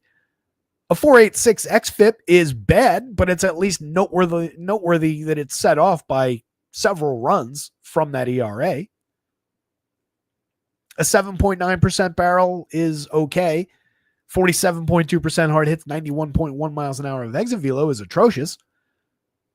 He's allowed just a 2.36% home run rate that you better believe he's gotten lucky to limit opposing hitters to just that low a home run rate. So as stated at the top of the show, the Braves are probably my favorite stack of the day. They're drawing a 5.53 implied total for a reason. You've got 3 hitters above the magic number for home run upside. You've got Marcell Ozuna just under the magic number at 9.94. You've got Alex Verdugo. I was going to say, I thought that was Drake Baldwin in the projected. I was like, whoa, he fell low again. No, it's Alex Verdugo. That's why that number is low. But you've got Sean Murphy hiding down lineup 6.61 with all the power in the world from down there. I like the upside for the Braves to find a couple home runs. If not, I like their upside for sequencing and run creation, if nothing else. So love the Braves here. But at 4,500, even projected for just 8 fantasy points, that is reasonable. He's cheaper on the mound than Austin Riley is in the lineup. And Riley's cheap. It's not good. It's most likely going to fail. That will buy you 2 bad upgrades in your stack if you use that as your SP2. In 150 lineups, it's worth a few darts. In 20 lineups, I would probably play it once. Maybe more, depending on what I'm buying with it. If nothing else, there are a few Ks in this Braves lineup. He has not been good at finding them this year. I went through the numbers earlier. But he did have a pair of 6 strikeout games, one against Miami, one against the Cubs, a 5 strikeout game against the Phillies. He's been in that stretch, at least he was kind of coming on for the season. From a pitcher who was formerly pretty good, despite the course field of it. It's just been a minute. I'm not going to totally write off the idea that he had turned a corner just because he had one, bumpier outing against the Mets or 2 bumpier outings for runs. But 5 innings, 4 earned runs against that Mets lineup is just the 3 home runs. But home runs are happenstance. That's that contact that he's been allowing kind of catching up to him. Could easily be that day or worse against these Braves. But at this price, he's in the mix for at least a few dart throws. He's got to be. Even at that price, it's not completely nuts because 6 okay innings and a quality start is available. It's unlikely. It's probably not going to come with many strikeouts. But it's not out of the realm of possibility. It's better as an SP2 on DraftKings. And again, most likely going to fail and completely tank your lineups if you try and do that. For the Braves, it's kind of straightforward that obviously you want some Ronnie Acuna, 61 4,000, price like the star that he is. He's hit 6 home runs in 78 plate appearances. Verdugo is entirely skippable. He has put decent bat on ball so far this year, 35-25. He's not expensive. You're just looking for correlated scoring, and he's only getting on base at a 301 clip. He's created runs at 27% worse than average. So it's kind of a why do I really want him outside of maybe helping average down the price. But I'm already getting Riley for just 47-33. He's at 11 home runs, excellent slash line, 348 xWOBA with a 118 WRC plus and all the premium contact you could want. Matty Olson is the home run pick of the day at a 10.22 in the model, 14 homers on the season, major premium contact, 18.7% barrels. Marcell Ozuna remains very cheap. He's at 4,200 on DraftKings. It's stupid cheap. 32 on FanDuel. He's hit 10 home runs. The average is in a little bit of decline, but he's still getting on base at a 395 clip. He's creating runs 34% better than average by WRC plus and has a 392 xWOBA. I am not concerned. I get that he's playing a little bit banged up, but he is too cheap on DraftKings. He's too cheap on FanDuel as well, but it's aggressively discounted on DraftKings. He's the same price as Ozzy Albies, who's hitting 233, 309, 337, 6 home runs, 6 steals, a 298 xWOBA, an 84 WRC plus. For the 50 points of WRC plus alone, I feel like he should probably be a little bit more expensive, no? Sean Murphy at 38-28. He's hit 9 home runs and 157 chances. Yeah, why not? Let's make him free. 12.5% barrels, 45.5% hard hits. Very cheap against this pitcher where you need to play catchers. Easy to use where you don't need to play catchers, honestly, at 28. Michael Harris has been scuffling so far this season. 5 homers, 10 steals, at least a little bit of counting stat upside, but has been kind of limited, more just another outfielder than he's been in years past. Nick Allen mostly here for defense. Braves bats, Bryce Elder. Rockies bats, Edman Marquez as a total dart throw from the bottom of the bargain bin. He's one of those ones that I've said before. He's fallen out of the bargain bin. They would have thrown him away years ago if they had known he was there, but he's just been buried under there. And if you clear out enough stuff and then you lift the thing, you spot him under there, you blow some dust off, you wipe the grime and the dirt of years being at the bottom of a convenience store DVD bin off of them, then maybe you've got a decent movie in your hands for free. Adrian Hauser, 73, 9,000, kind of differently priced across sites. We like him over here. We don't really need him over there. I just don't see getting to that. Against a competent but not good Rangers lineup, or maybe a good, not competent Rangers lineup, depending on how you're looking at it. 491 implied total. Let's let Vegas do the work for us. Hauser has been effective. 6 innings last time out, 1 earned run on 6 hits, struck out 6, gave up a home run to the Royals. 6 1/3, 3 earned runs on 8 hits, struck out 6, gave up a walk to the Orioles. No earned runs over 6 against the Mets, struck out 6 in that one as well. 6 innings of 2 strikeout, 3 walk ball, but no runs on 2 hits against the Mariners. That's his season. All 4 of those starts have been effective. It's amounted to a 1.48 ERA, about a 3.47 xFIP, just a 21.5% strikeout. There is some premium contact going on here, despite the lack of barrels in the tiny sample. 49.3% hard hits, 91.2 miles an hour of exit velo. That will catch up with you, especially when you're doing it against a team that bad as they've been, 2, 3, 4, 5 guys at 12 or better barrel rates so far, most of whom have 49 to 50% hard hit rates. They've just been scuffling for results. They've had their struggles. Maybe we're past it now. We're just getting the discount for the struggles they've had. Corey Seager is 4,400, 3,000 against Adrian Hauser. I am on Corey Seager's side of that equation when I can get 4.9 implied runs. Sean Armstrong on the mound for the Rangers, just an opener here. We'll probably get that other kid that we had before in there as a follower. Neither guy has appeal for DFS purposes, even at cheap price. So you're getting an inning here. Doesn't necessarily lead to White Sox bats. 369 implied total. If you do go to White Sox, you get them cheap. Nobody really uses them all that much. So you go to the top of the lineup for the guys who have actually been performing, the guys who get on base as table setters, the guys who have some talent. And then you just kind of work your way down to the lineup to grab Lou Bob. And you hope for the best. That's your confirmed version of the lineup. So 4,000, hitting 6th today. You're buying the 11.9% barrels, the 44.1% hard hits. He's hit 6 home runs. He's stolen 21 bases. Everything else has been bad to worse. 31% strikeouts, 10.2% walks. At least the strikeouts are slightly down and the walks are somewhat up. It's kind of keeping him afloat. But he's been just flat out bad on this team. But he's still, again, outside of the 2 guys who get on base consistently, he's far and away the most appealing thing they have. It's why it's difficult to recommend or go to this team. Tauchman getting on base at his usual stellar clip, 402 on base so far, creating runs 66% better than average. Midroth right there with him, 374 on base, creating runs 13% better than average. He's at 2 homers, stolen 8 bases. Tauchman's already got 4 home runs as well. He's putting very good wood on the ball this year. That has been an attribute for him over time, but it's been more like, decent contact rather than this is a little bit higher end. I expect it normalizes down here, and we've seen little flashes of power from him before, but he's doing Mike Tauchman things up there. He's second highest priority bat in this lineup, maybe 3rd behind Midroth. Andrew Benintendi, I know he's created runs 3% better than average. It's an appealing xWOBA. He has hit 6 home runs. He has squared the ball up very effectively this year. We just have enough sample and know that none of this is real. He's the 243, 12, 420 guy. Miguel Vargas at 29, 9 home runs this season. They came in a rush. Decent barrel rate, decent hard hit, but 242, 322, 433 overall from a player that we've seen be pretty mediocre.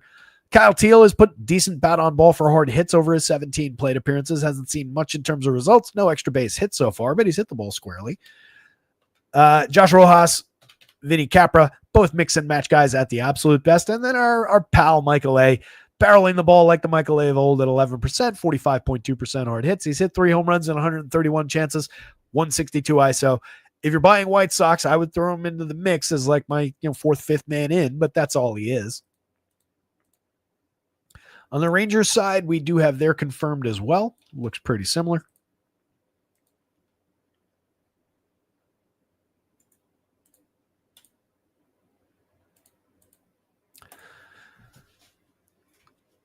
Come on. There we go. Josh Smith continues to look exactly like Josh Smith up at the top of the lineup. Fills 5 positions on FanDuel for a fair price for what he does. 279, 343, 418, 6 homers, 8 steals. Just a correlated scoring option by and large. Low strikeout, medium walk. Capable of putting up a decent enough fantasy score, but not a priority in this lineup. I do think that he's playable here, and especially with that flexibility on FanDuel, he becomes a nice asset in a lineup that has no other multi-position guy. So it does help you just kind of reconfigure the Rangers if you want to stack them with different teams. As you're going through, you're going to end up with a fair amount of Josh Smith, but that's going to have the same impact for everybody who's optimizing with this team. He's going to be the flex guy that bounces around into combinations with other teams, because where you're saying, all right, I want to get Langford, Seager, Semien, and Adelise alongside. Well, it's more a FanDuel thing. So I want to get Adelise, Semien, Seager along with him and put that together with, say, the Yankees. That probably works because, all right, we skip Volpe at shortstop. We take Corey Seager, yada, yada. But then if you say, all right, now I want to build my second stack with that same group and the Royals, then you run into a little bit of, all right, Bobby Wick, Corey Seager, maybe I'm using them both and using it at flex, but then I have a conflict where I want to put Josh Smith in the outfield rather than at second base because I want Michael Garcia at second base. So there's a lot of back and forth that happens uniquely around Josh Smith in this configuration of this lineup. Just first and third, it's a lot less impactful on DraftKings. Wyatt Langford for 48.36, their most expensive bat. He's down to 231, 311, 443, but still a 213 ISO, 13 home runs, 11 steals, a 354 xWOBA, tremendous bat on ball. Just kind of slumping a lot like a lot of other guys are as far as the overall numbers, but excellent contact. Corey Seager's just 44, 3,000. He's so cheap. 6 home runs in 159 plate appearances. Yeah, the ISO is off the mark, but not because of the premium contact that he's been making. It's down slightly in the barrels, but not all that noticeably so. The hard hits are actually up, striking out a little bit more, but also walking a little bit more in the medium sample so far. Just a little bit of a slouch in the beginning parts of his season. Needs to find the timing again, but at these prices, I love the upside to do it against Hauser. Semien, 34, 3,000. Signs of life. We're up to 218, 303, 324, 7 home runs, 6 steals. 336 xWOBA is becoming appealing. If you remember a few weeks ago, this was notably low and not really a great, it was like three high 3 teens, low 320s. That's been climbing as his contact has developed, as some of his results have normalized around the edges. We're getting a little bit better and a little bit more believable for return to form for Marcus Semien. Never probably the peak form, but at least quality. Evan Carter at 4,000, 3,000.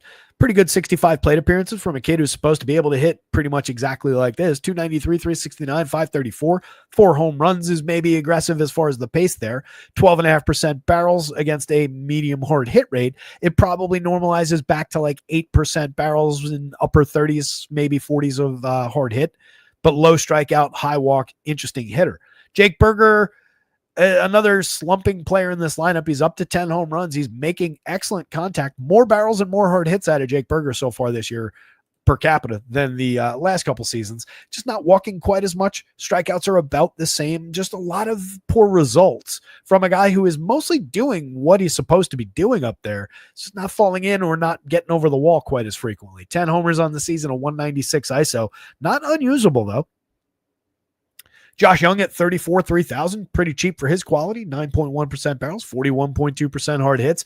He's hit 7 homers. He's slashing 262, 309, 407. So it's not like it's been problematic numbers. He's been better than a lot of the guys on this team so far. And he's got tons and tons of upside and quality. Adelise Garcia, as mentioned, is kind of coming to life since his little week off or 4 days off.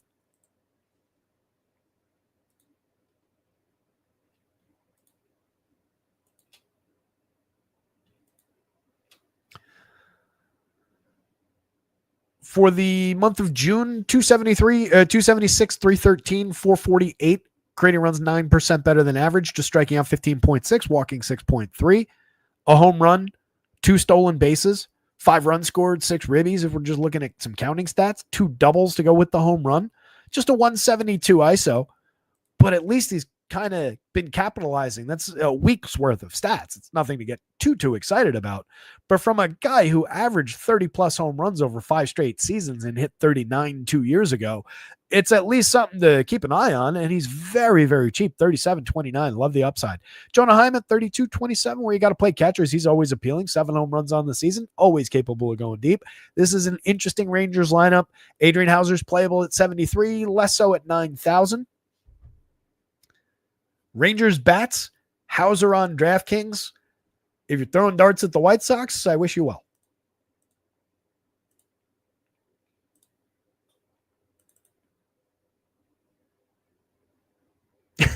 John Hansa emphasizing he meant 150,000 lineups for Marquez. Look, again, zero faith.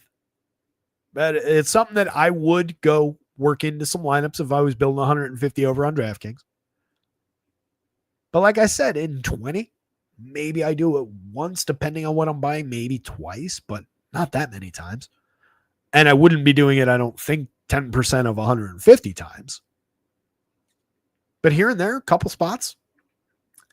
At 45, I think it's at least worth maybe looking at 6 innings.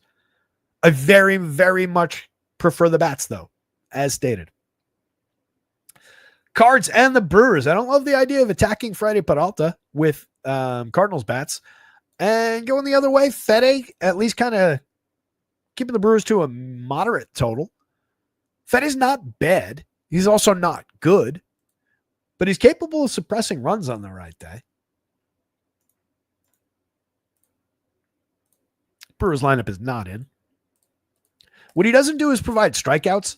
So at 6,900, he's just a moderate dart throw option. 14.9% strikeouts. He's also walking 10.7%, a 1.30 whip. So he gets himself into too many jams. He's just been getting out of them. He's been, I imagine, a very high unsustainable strand rate. 3.54 ERA, but a 5.06 xFIP, just 6.9% swinging, 23.4% CSW. He's just in that blender of guys who are essentially the same, but he is one of the lower end guys out of the same guys at 69. At 75 on FanDuel, I really question the utility of that. Freddie, though, 95 on both sites, carrying a 24.5% strikeout against a too high 9.7% walk rate, but just a 1.16 whip. He's making it work. Another guy who can definitely put some runners on, but then punch his way out of trouble, and more believably so, given his 13% swinging strike rate, his excellent strikeout stuff. 2.69 ERA, but a 4.09 xFIP is a little bit of a ward on the play. Excellent at limiting premium contact. 8.2% barrels is a little bit high, but 34.3% hard hits and 88.1 miles an hour of exit velo allowed limit the quality of those fly balls. Similar attributes last year. 36.5% hard hits, 87.6 miles an hour of exit velo, but had a few more pieces of happenstance work against him on that similar contact. So we could see this climb by a percentage point of home run. 2 years ago, it was higher. But he's been very good at avoiding that premium contact this year, if nothing else. I love the upside for K's. Cards, 21.8% strikeout rate with some gettable targets late in the lineup. Couple of moderate strikeout guys up toward the top, though, obviously, around Ivan Herrera, who's having a tremendous 149 plate appearances so far this year. 7 home runs, a 308, 383, 531 slash line, a 223 ISO. Kid's just been really good, but I don't know that I want to go up the ladder to 45 on DraftKings to pay the catcher when I can get so many higher quality cheap catchers against worse pitching. It seems like a weak spot. 3.42 implied total for the Cards lineup. So it just feels like a why would you? But if you do, Ivan Herrera would be a reasonable target for you. Lars Nootbaar at 41.29, 8 home runs, but a mediocre slash line, just a 138 ISO, not really reflective of 9% barrels, 51.3% hard hits. The xwOBA jibes with those numbers, tells us we should expect more quality from Nootbaar going forward. Very playable, but not a priority in the grand scheme of the slate. Mason Wynn at 38.29, kind of the same thing. 266, 333, 399. Perfectly effective numbers, 109 WRC plus, but not overly appealing in low-end contact, low-end DFS performances day after day. Wilson Contreras at 41, 3,000, 8 home runs on the board, making good contact, 12.7% barrels, 46.4% hard hits is appealing, but a lot of strikeouts in the game, just kind of moderate production for a first baseman. 115 WRC plus, just a 159 ISO, very appealing, 376 xWOBA, 337 on base. These guys do get on base very effectively, right? So that's one thing that maybe they find a way to exploit against Freddie, but it's not really via the walk for most of those guys. So there's a lot of BABIP there. Just 2 of those guys in the double-digit walk rate. Just 2 of those guys over 8.5% walks. Alec Burleson, low strikeout, but also low walk. Moderate contact. He's had an okay 199 chances. Slashing 292, 337, 416, 5 home runs, 3 steals. But another guy, more of a correlated scorer. This is a team full of correlated scorers and no big monster bat. That's what Nolan Arenado was supposed to be and was once upon a time for these guys, but he's gone and he ain't coming back. 8 home runs, 243, 303, 391, a 93 WRC plus, and a broken swing. Nolan Gorman is supposed to be that guy. Has hit some home runs in the show. Definitely has very, very real power, but strikes out a ton and doesn't really return enough walk most of the time. Last year, 37.6% Ks against 8.5% walks. The year before, 31.9 against 11.4. That's more sustainable as like a 3 true outcomes type. Back in 23, with those numbers, he hit 27 home runs in 464 chances. That was a good year. 241 ISO, 118 WRC plus. Last year, dipped to 19 homers in 402 chances, a 197 ISO, and 87 WRC plus. That is not a good year. Pedro Paez, Michael Ciani, mix and match caliber down lineup. The Brewers against Fede. Again, entirely gettable pitcher. I think this is a team that could exploit those walks a little bit. They've got multiple guys in the lineup that are interesting for walk rate and a very real attribute of those hitters. He also doesn't strike anybody out. So when he's not walking hitters, we're going to be buying a high quality bat on ball out of hopefully guys that are a little bit sneakier down lineup. And I'm thinking of Rhys Hoskins and Jake Bauers. 11.7 and 18.3% barrels in 254 and 111 plate appearances so far. 10 home runs out of Rhys, 5 home runs out of Bauers, 179 ISO, 208 ISO, very strong xWOBA numbers, positive WRC plus marks. I want one or both of those hitters in a lot of Brewer stacks. Both those guys can draw walks with the best of them, and that will help them against Fede's downside. But I want those big bats that can club the ball over the wall if it's the other guys drawing the walks up above.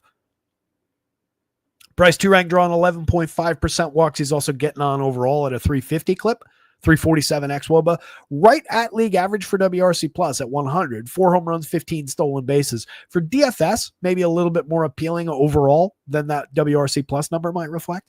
Jackson Chourio for 46-34, 12 home runs, 13 steals, a sophomore slump for sure, but not dead in the water at the plate. And against Eric Fede, I'll buy the upside for the burgeoning star. Christian Yelich at 44-32 is just cheap. 238, 322, 418. He's hit 13 homers. He's stolen 10 bases. He is still Christian Yelich. He's barreling the ball, making the same kind of hard hit rate quality. Little bit of a slip in strikeout and walk rates. He's gone way up in strikeouts, come down a little bit in walks. I think that normalizes still over the next 400 plate appearances, 350 plate appearances. And then William Contreras. It's the dueling Contreras brothers. 42-29, he's hit 5 home runs, stolen 5 bags, pretty mediocre slash line, pretty underwhelming WRC xWOBA under the covers, not making the quality of contact he's made over time. We might be approaching the fringes of the downturn here with this Contreras. Something to keep an eye on. He's been excellent over time. I still believe, but we'll see. Sal Frelick, good for average, good for on base, correlated scorer to go directly with these two. Caleb Durbin, a little bit of lingering pedigree, but he just hasn't been good at this level in 180 plate appearances. Mix and match at the absolute best. Joey Ortiz, pretty bad bottom of the lineup, but mix and match quality at a cheap price. Freddie Peralta, Brewers bats, dart throws around Cardinals bats. And as much as Fede's in that blender at 69, he's really not very appealing.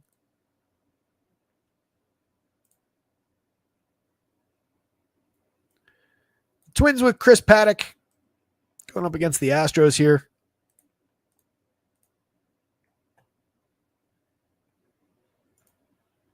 Hey, by the way, hit the like button, subscribe to the channel. I don't think I've mentioned that all show. The website is rotoscouts.com. Check it out. Everything's under $1 a day for access to baseball, basketball, football when it comes back, hockey, whatever else hits the website. So Paddock pitching to a 17.9% strikeout, a 3.53 ERA with a 4.50 xFIP. He's allowed some premium contact, but hasn't completely been terrible for home runs, 3.09% home runs. It's just low appeal, and he's off the mark for who he maybe once was or was supposed to be. Pretty mediocre over 88 and a third last year, 20.6% strikeouts, a little higher, was a little bit better for walks, was finding more swinging strikes and had a better CSW. In just 5 innings, we're going to ignore 2023, 2022 as well. Somewhere along the way, he had better numbers. So at 71, 79, you're just kind of throwing darts from a low end against a team that has some strikeout, maybe in the lineup a little bit more so this year, but is still at the top end and among their better hitters. Decidedly low strikeout. I don't really love the upside. I like this Astros team to continue coming on as the season goes along. We've seen Jose Altuve basically normalized up to 275, 321, 416 now, a 107 WRC plus, 9 home runs and 6 steals. We do need to keep an eye on him with that 291 xWOBA and the light contact he's made, but we're at least back on form. He's back to playability. 41-29. He's still cheap at second base. Jainer Diaz at 34-26. Hitting second in this lineup is ideal for that player. 248, 282, 398. We're definitely underperforming, but a 350 xWOBA. Premium contact where we expect it. Strikeouts coming down. Walks normal where they are. That is a very good contact-oriented bat with some power in it to pop into catcher for just 34 against Chris Paddock. Lots of upside. He's already hit 8 home runs this year. We're getting a little power output. Jeremy Pena, best 289 plate appearances of his life, but entirely playable. 9 home runs, 14 steals, getting on at a great clip. 147 WRC plus to lead the team. Definitely playable option at short. That said, big slate, you got a lot of high-end shortstop options to work with. Christian Walker at 35-27. The price really helps with the stackability of the Astros. Just focus on the fact that you're buying all these barrels, all those hard hits, and the pedigree we've seen over the last few seasons from Christian Walker, the 9.28 in the home run model. He's at 218, 279, 371 this season with a 153 ISO and 84 WRC plus. There's very little else to like, but the hitter that we know is in there somewhere is just, he's lost right now, but he's gotten very cheap for it. Jake Myers, really strong 233 plate appearances. I continue to not fully buy in, but the 333 xWOB is kind of appealing. 3 home runs, 10 steals. He's been good. He's been playable, and the price isn't up, so you're not paying any sort of tax for what he's already done. I think he's fine. Cam Smith at 3,020, 500, 3 home runs, 3 steals, getting on base at a reasonable clip, 2% below average by WRC plus, but playable and a lot of contact. 8.3% barrels, 44.6% hard hits. Melton, Dubon, Brendan Rodgers, mix and match going down the lineup. Rodgers has put interesting bat on ball over 122 plate appearances. 15.6% barrels and 48.4% hard hits. He's just done nothing at all with it. The Twins at a 406 implied total. They're drawing some power here against Colton Gordon. He's given up a 3.77% home run rate in his 5 starts, his 24 2/3 innings. Comes on only moderate contact, but a fly ball trajectory for sure. 90.4 miles an hour of exit velo for sure can lead to that being a realistic home run number in the ongoing sense. Has struck out 23.6 and walked just 2.8%, which is definitely interesting, but it's come on just a 9.2% swinging strike rate. So maybe not the ability to aggressively punch out hitters against a patient lineup like this that's going to swing when the ball's in the zone and not necessarily otherwise. I question the utility here for his upside. 66.73 is at least cheap enough to throw some darts around Gordon, but I lean Twins bats. It is 4 cornersy. Both these pitchers are cheap and on the board, but they're very much just in that mix of guys who are kind of the same. There's as much downside as there is upside for a medium kind of a day. There's not a lot of upside for a ceiling day. And just, with Buxton, Jeffers, both above the magic number, Olive Correa, France, Royce Lewis, and Matt Wallner being just below the magic number for home run upside. There's a lot of sneaky quality maybe in a cheap twin stack today. 57-36 is entirely reasonable for Buxton. He's got 11 homers and 11 steals, a 340 xWOBA, 136 WRC plus. Jeffers has gotten cheap 3,700 where you need catchers, 28 where you don't. 4 home runs in 213 plate appearances. Not ideal pace, but he's put good bat on ball. 8.4% barrels, 42.7% hard hits. A realistically hard-hitting catcher who doesn't strike out all that much. The last 2 seasons, 20.2%. That's an upside bat for the money. Correa at 35.27, very cheap. Given what he did last year, it's a downturn in 220 plate appearances this year. But if you just put those two things together, right, we're talking about basically a full season worth of plate appearances, 587 plate appearances, maybe 100 plate appearances light. But in that, 19 home runs. You want to average that WRC plus out a 123. Whoops. 171 ISO kind of slips a little bit, and obviously the slash line slips pretty tremendously so far this year. But I'm not buying into him being shot. We're not that far off the mark. We're a little bit down in premium contact, but still reasonable quality for as cheap as he's gotten. It does kind of fall into the bucket of there are a lot of high-quality shortstops on this slate, but I would not rule Carlos Correa completely off of that list. Medium number on the home run model, very cheap compared to those other shortstops. Ty France at 37.27, having a good year. 277, 341, 372, a 353 xWOBA to support the upside. Excellent contact so far. Just 4 home runs, kind of light, but a 106 WRC plus. Been good for scoring. Royce Lewis is dirt cheap at 27.25 because he's slashing 189, 274, 263 over 106 plate appearances. That comes with a 10.1% barrel, a 40.5% hard hit. He can definitely square the ball up and drive it and put it over the wall. He's also only striking out 15.1% in that small sample, walking 10.4. That's not uninteresting. The results have just been bad. 330 xWOBA. Willie Castro kind of normalized, came on in a hurry. 280, 362, 463 now. Creator runs 35% better than average. Always an interesting bat if you're stacking Twins. Fits in at second base on DraftKings for just 34. 4 positions on FanDuel for 31. Love Willie. Matt Wallner in the outfield for 43, 29 on FanDuel. He's hit 5 home runs in 106 plate appearances, but that comes against a 16.4% barrel rate, 50.8% hard hits. On similar contact last year, he hit a good handful of home runs in a small sample. Was it 16? 13 in 261 plate appearances. Matt Wallner's got very real power from the left side. Brooks Lee, Harrison Bader, both kind of mix and match quality. Reasonable at 255, 294 on the back end, 370 so far for Lee versus Bader, who's been more interesting at 342, 412 on the back end of the slash line with 6 homers, 6 steals. Overall, both those guys are up and down kind of plays. Cheap for the money. Just depends on where you need a position. Twins bats, Astros bats, Chris Paddock, Colton Gordon.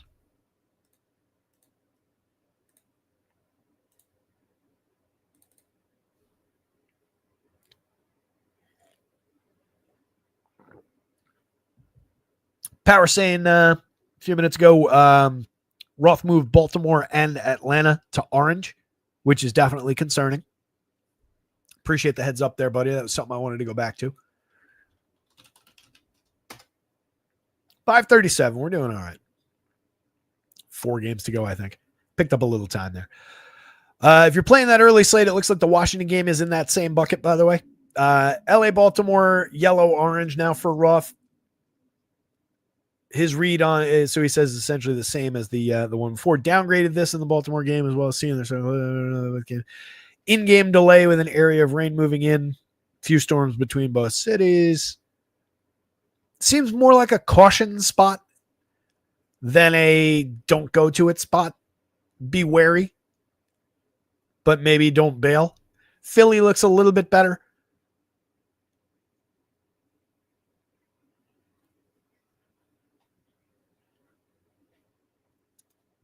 Atlanta looks like there's a window of playability, assuming it doesn't. It would basically, he's saying like you can get pop-up storms in that area though. And if one of those happens, it crushes that window and then you don't get time back because at the end, once the real rain arrives, it's going to be sustained.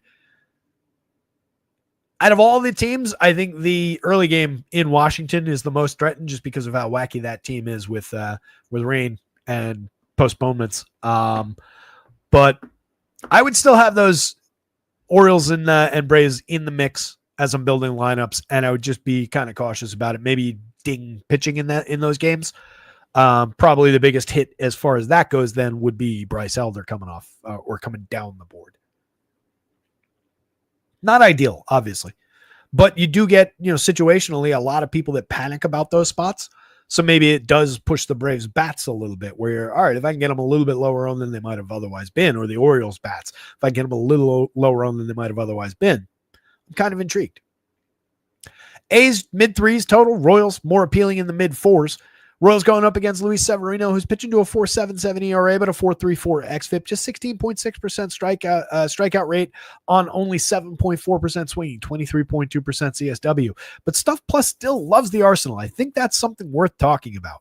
107 marked by Stuff Plus is well above the average. He's been excellent at limiting barrels, keeping home runs in the yard. Doesn't really come via limiting launch or necessarily hard hit, but he's cut exit velo fairly effectively so far this year. Whatever he's doing out there with the stuff, I think that's where the stuff is kind of translating, is just limiting the premium, the ultra premium contact. It's not really turning into strikeouts like it once upon a time did. Last year in 31 starts, 21.2% Ks, just 18.9 the year before that, but back in 2022 at a 27.7 over 19 starts. So we've kind of lost that guy. But this guy's not ineffective. 83 innings in 14 starts, giving you reasonable depth too. Has pitched into the sixth inning in 5 straight, 5 2/3 in each of the last 2, and gave up 5 earned and 8 earned in those. I don't know when in the games those came, but my guess is later, probably in that 6th inning, or at least the bulk of them. 5 strikeouts, 4 walks against the Orioles, 1 strikeout, 1 walk. That was a problematic outing against Minnesota. That was the 8-run game. Prior to that, 3 6-inning starts, 1 earned run against the Astros, 2 earned runs against the Angels, shut out the Giants in San Francisco over 6 innings, 4 hits. 5 strikeouts in that one, 5 strikeouts against the Angels, 4 against the Astros. Peaked at 7 strikeouts earlier in the season, had 3 6-strikeout games to start the year. I don't think we're chasing the Ks necessarily against a very low strikeout Royals lineup, and I very much favor the Royals in this back and forth, just as a head-to-head.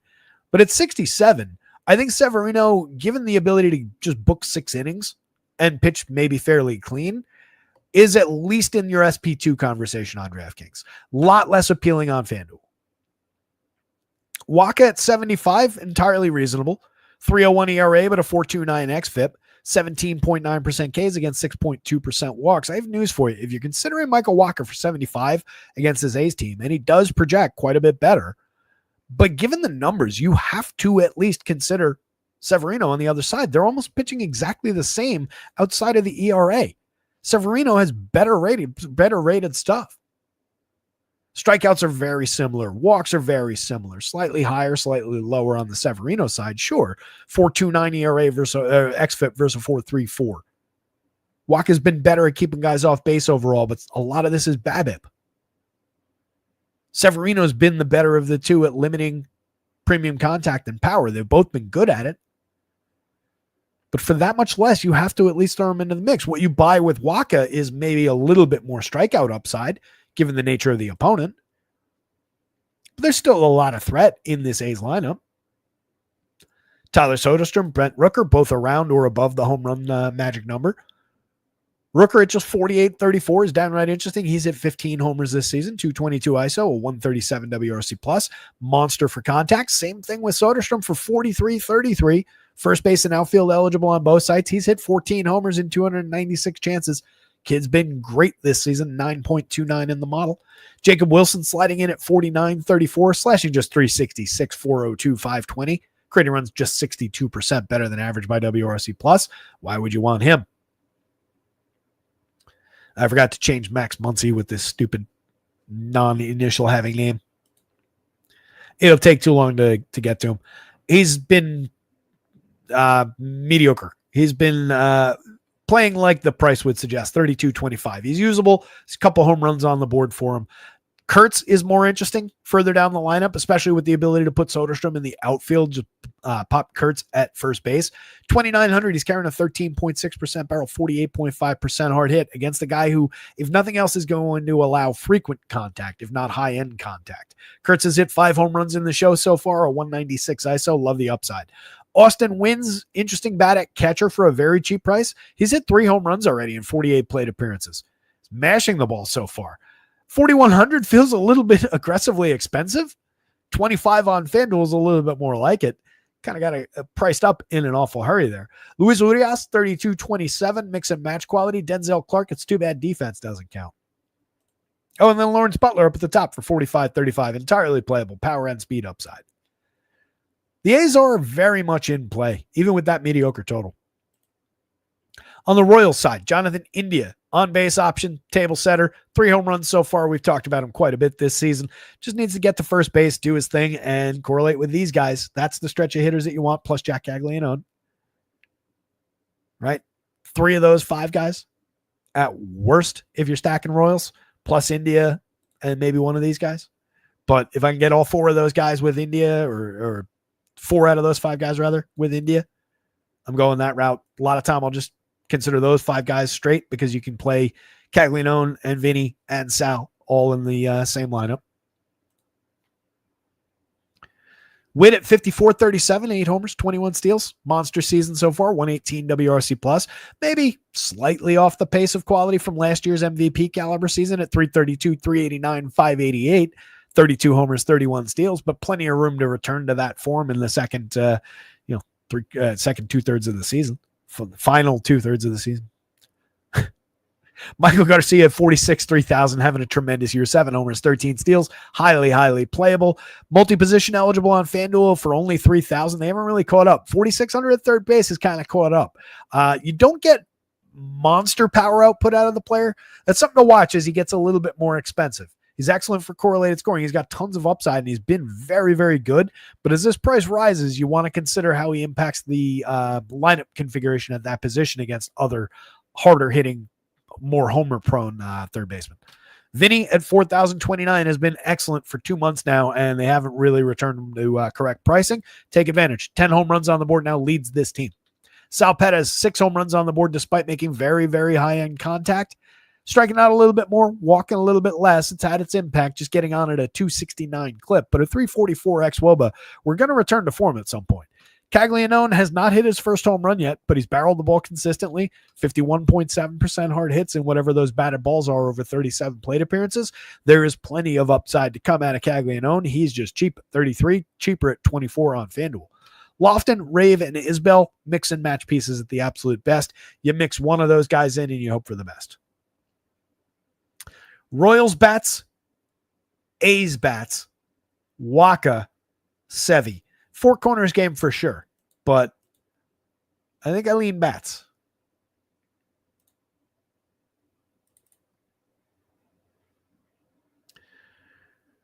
Done. Yeah. If you want to drop your line, talk about your lineup, I'm happy to do it. Just drop who you're playing, the site and all of that into the slate. But yeah, happy to comment on that. No problem. Pods and the D-backs. No confirmed lineups here. I think Ryan Nelson is at least interesting at 61. 6,300 on FanDuel is probably less appealing because you're probably limited for your quality start. But 61 plus win equity from the Diamondbacks going up against Stephen Kolek at a 509 implied total. I'm kind of interested. Nelson's pitched to a 4.60 ERA, but a 3.82 xFIP in some hybrid work. He's made 4 full starts, several bulk relief appearances, 20.4% Ks against 8.1% walks, 8.4% barrels, 41.2 on the hard hits, 91 miles an hour of exit velo. Means he is getting lucky in the small sample to be at 2.15% home runs. You can see what Stuff Plus thinks of the arsenal. It hasn't resulted in too many swinging strikes or a great CSW so far, but he has kept Whip in line at 111 despite some walks. He was interesting last year in some spots. Down the stretch, he was very strong. Pitched to a 4.24 ERA overall with a 3.98 xFIP. 20% strikeouts against just 5.4% walks is definitely interesting. Was lower end by stuff plus, but similarly limited home run output despite some premium contact here. That was over 150 and 2/3, 25 starts. And again, had a very, very strong stretch through, I want to say like August and September of last year. The fact that we're getting him this cheap, the one downside is that it comes against the Padres. I'd be talking about this spot a little bit more enthusiastically if it was against, 25 of the other teams in baseball, with a few exceptions maybe. It's just the limiting factor of their low strikeout rates. There are some Ks down here that are kind of buried by that 1.9% that impacts the average pretty significantly. But overall, some of these guys are in small samples or moderate samples, and they're underperforming. If you look at last year in more complete samples, this team was at 17.4%. Even with some of those struggles, they're at 19% this year. If you take eyes out of it, yeah, it's 21-1. That is a uptick, but that's still a low strikeout rate overall. 61, though, I think you could throw a few darts at it. Certainly, if you're considering on Marquez, you should probably be considering some Ryan Nelson darts. Much better option. Stephen Kolek at 82 across the board. 16% strikeouts, 9.2% walks, pitching to a 3.0 ERA, but a 4.28 xFIP, just 7% swinging, 24.5% CSW. He has kept the ball down. He has limited premium contact and power, but with the D-backs pulling a 5+ implied total out in the desert, I like the upside for the bats. I really don't see the need to pay those prices for Kolek. He's only okay. And with everybody else on the board looking almost identical to him, why do I want to go to the most expensive one against one of the best lineups? Just doesn't add up. If you're going Padres bats, Fernando Tatis for just 4,700 is downright appealing against Ryan Nelson. I could throw everything about Nelson back the other way. He's giving up way too much premium contact. He doesn't strike out enough hitters. He walks too many. Very targetable pitcher here. 11.44 in the home run model for Tatis, 8.88 for Manny Machado a couple spots later. Tatis has 13 homers, 14 steals. He's tremendous. He's a superstar. Manny has 10 home runs, 8 stolen bases. He's slashing 320, 381, 510, a 404 xWOBA, 12.9% barrels, 52.4% hard hits. I feel like I've been singing this song all year long. Manny Machado is hitting the ball like the superstar he once was. He's been tremendous. 153 WRC plus. Take advantage. 49-37, entirely playable. Jackson Merrill at 45-34, another star caliber player. Way better than your average outfielder. 303, 343, 479. Even as a one-off, if you're just looking for a medium-priced outfielder one-off, that's a great option to keep in mind. Luis Ariz at 34. Not a two-hitter. Miscast at first base as well. Second base is where you want him for 27 on FanDuel. He's also only slashing 278, 313, 400 this year. 282 xWOBA, 102 WRC plus. Not seeing the results that we're typically accustomed to getting from Luis Ariz, where he's usually competing for batting titles. Last year, 314, year before 354, year before that, 316. So if we're not getting that, his one good attribute, there's not that much to like. Gavin Sheets is interesting. 3,500 for 10% barrels, 52.5% hard hits, 11 homers so far, a 204 ISO. Xander Bogaerts, I will continue to go back to. 3 home runs, 13 steals is just mediocre output. Nothing to like about the ISO. The very average xWOBA, the sub-average, substandard WRC plus number. It's just low strikeout, high walk, fills a premium position at a cheap price. Also slots in at second base on FanDuel and does just enough for DFS purposes when nobody goes to him that he can be interesting. He's more like a Kyle Farmer, Michael A. Taylor type maybe, where you just work him in because he's going to be low owned and cheap and maybe effective. Cronenworth is kind of in that bucket as well. He's been pretty bad so far this year. Tyler Wade is not much of a bat.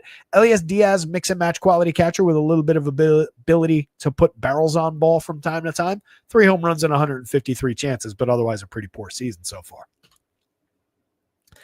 D-backs. Corbin Carroll's a star. 19 home runs, 10 steals, 260, 339, 576. You can, quibble with the average. The on base is tremendous. He's got a 394 xWOBA. His career runs 50% better than average, and we do not care about batting average. So I wouldn't be quibbling with it, but I bring it up because it is, maybe you could expect higher out of, when you're talking about guys being superstars. But again, batting average doesn't matter. Ketel Marte at 55, 4,000. If you want batting average, there you go. 297, 422, 581 so far. He's hit 12 homers. He's a monster. 284 ISO, one of the best second base options in all of baseball. You're always including both those players in the vast majority of anything you do with the Diamondbacks. And then everybody gets cheap enough that it becomes easy to afford. Araldo Perdomo back to normalized pricing, 43.33. Kind of found a home in the 3 spot in this lineup now. 7 home runs and 11 steals on the season, still getting on at a 360 clip. Found a lot of that quality while filling in for Ketel Marte, but has always been interesting for on-base skills and correlated scoring, and that's what he's been providing this team. Naylor at 48, Eugenio Suarez at 45. You can pick and choose your power bat from those, from one or the other one, but they're very playable together. 8 home runs for Naylor, 19 home runs for Eugenio Suarez. Been one of the better power hitters in baseball again this year. 281 ISO for Suarez, just 167 for Naylor, but it comes with a 302, 357, 468 slash line. He's created runs 29% better than average. It's been excellent. Lourdes Gurriel, at least still a reasonably good barrel rate in his batted ball events. Right where he was last year in terms of hard hits, squaring the ball up a little bit more frequently. 10 home runs on the season. He's been fine. 184 ISO, 102 WRC plus. He's just cheap. And we know there's a better hitter in there in terms of the hit tool, the on-base skills. Pavin Smith's been getting on like crazy. 394 on base over nearly 200 plate appearances now. Creating runs 41% better than average by WRC plus. He's put great bat on ball. It hasn't resulted in many home runs, but a 181 ISO is at least respectable, and especially when it comes with this kind of skill set. A lot of strikeouts, but it's offset by tons and tons of walks. Gabriel Moreno, another player, gets on base like crazy. Also squares the ball up fairly consistently. 47.8% hard hits, 277, 333, 428 so far this year. Creating runs 13% better than average as a $3,400 catcher. Just give me the on base for that price at catcher. And given what it comes with, love the upside. Alec Thomas, mix and match quality outfielder. The only guy in this lineup who's below average by WRC plus. It's only by 2 points. Diamondbacks bats. Padres bats. Ryan Nelson as a dart throw cheap option, and Stephen Kolek pretty limited by that price. 5:55, 2 games to get through in the last couple minutes as we wind things down. Fantastic pitching in this one. Hit the like button for how good these 2 pitchers are. Subscribe to the channel if you're new here. Subscribe to the website over at rotoscouts.com. Follow the @rotoscouts Twitter handle. Subscribe to our pals over at acemind.io if you get a chance and you're feeling generous with all these subscriptions. Promo code rotoscouts over there still gets you 20% off your first month. Optimizer and Sim Tools over there. Those guys are great. Giants at just a 303 implied total against Yoshi Yamamoto at 10-6, 10,000. He's an appealing pitcher. 2.20 ERA, 2.79 xFIP, a 29.6% strikeout, inducing a 12% swinging strike rate. No barrels allowed, very few home runs allowed, extreme limited on the launch angle at 6.1 degrees on average. He's been just fulfilling his promise as one of the very best pitchers in baseball this season. He's excellent. Logan Webb is every bit as good as he is and probably a little bit better. 2.58 ERA, a 2.18 xFIP for Webb, 28.5% Ks against 4.8% walks, inducing an 11.4% swinging, a 31.8% CSW overall. His usual excellence in limiting home runs to 1.41% over 14 starts, 87 innings, working deep into ball games, keeping the ball down at a 4.4 degree average launch. It's just the opponent that's challenging for Webb here, but even he's got the Dodgers checked to 4.06 implied runs. That is a good pitcher beats good hitter kind of a number. My hope, my expectation would be that I'm buying Logan Webb shares at lower than his average cost. He is also at lower than his average projection. The Dodgers do have an impact even on him, but if I can get him at low ownership, that offsets any of those concerns, and he's more than capable of finding a good strikeout total. Give me 7 clean innings here. 2 starts ago against the Padres, 7 strikeouts, 6 hits, no runs over 8 innings. That start is entirely on the board for Logan Webb today. 10 strikeouts in the game before that, 10 strikeouts in the game after that, both 6-inning starts, one against the Tigers, one against the Braves. Love the upside for Logan Webb. Either pitcher in abundance. Obviously, you get a higher end projection out of Yamamoto facing the higher strikeout, slightly lower end Giants, or fairly significantly lower end Giants, but still a good team. Young-Hoo Lee at 45, 3,000 up top. Do we have this lineup? We don't. We do have the Dodgers. So the bats are going to be the less playable options here. Again, with both pitchers kind of sapping power, if I gun to my head have to take bats in this one, did I put that? I did. At least I caught myself putting that in the Giant spot. If I have to take bats, it's most definitely from the Dodgers. Seems like kind of an obvious statement, but you just go to the higher end options. They're also really expensive though for a game against Logan Webb. So I really question the utility in going to the Dodgers when they're pulling, like, look at even Shohei Ohtani, 6.75 in the home run model. Max Muncy, 3.64. You do not see these Dodgers with their wings clipped to that degree against many pitchers in baseball. The Giants also flashing no power though. For cheaper prices, you can get to lower projections, but it's a tough spot. This is a pitcher game. Lee at 45, 3,000 and 6 homers, 6 steals, gets on at a very good clip, 119 WRC plus. If you're chasing just, correlated scoring via sequencing, he's definitely on the board for that. Very low strikeout, medium walk, excellent option for that, but it's going to be a limited day. Willy Adames at 41, 32, 7 home runs. Everything else has been pretty terrible for Willie this year. Just buying the upside for premium contact against a pitcher who's not going to give up a lot of it. Elliot Ramos, excellent season so far, 11 home runs, very strong slash line. For 3,800, it's kind of offensively priced against Yamamoto on FanDuel. 44 is more reasonable for the matchup on DraftKings, but again, it's just not an appealing day to go there. Wilmer at 43, 29. If you're going Giants already, sure, he's at 11 home runs. He's having a good year, but it's mediocre in general. 296 xWOB under the cover suggests that anything good is kind of illusory and unlikely to be sustained. 259, 325, 416 is already kind of underwhelming. Mike Yastrzemski, good lefty bat with some power in it. 5 home runs, 5 steals, pretty mediocre slash line on the season.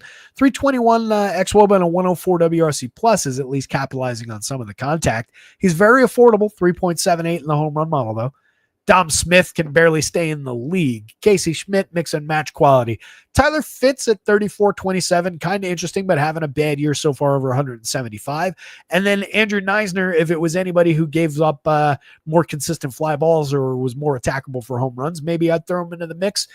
He's had stretches of hitting the ball hard, but not against this pitcher.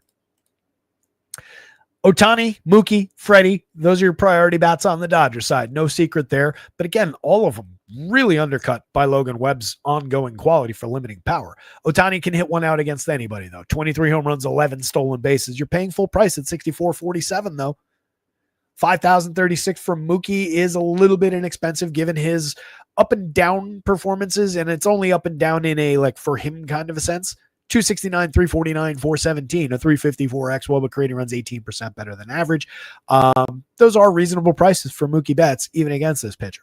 Freddie, fully priced, challenging against Logan Webb, but Freddie is excellent. You definitely want him. 347, 417, 579 this year. Will Smith, one of the more appealing catchers on any given slate, but limited a little bit for what he does well against Logan Webb. Teoscar Hernandez, similar kind of story. 11 home runs in 223 plate appearances. Excellent for premium contact. Not that reliable as far as the on-base goes this year at 288. A 351 xWOB is encouraging under the covers, but Logan Webb is challenging to find any power against. Max Muncy, excellent option. Could get on base, but Logan Webb doesn't really walk anybody, strikes out plenty of hitters, and doesn't allow power. So if we're talking about one of the best 3 true outcomes bats in baseball, but we're taking away the good 2 outcomes, that leaves us with only the bad outcomes. So maybe not the best day for Max Muncy shares. Andy Paez, good but skippable. 285, 327, 480, 12 home runs. If you're going Dodgers, sure. Low strikeout, low walk. Maybe it bounces okay off of Logan Webb, but again, it just undercuts the power.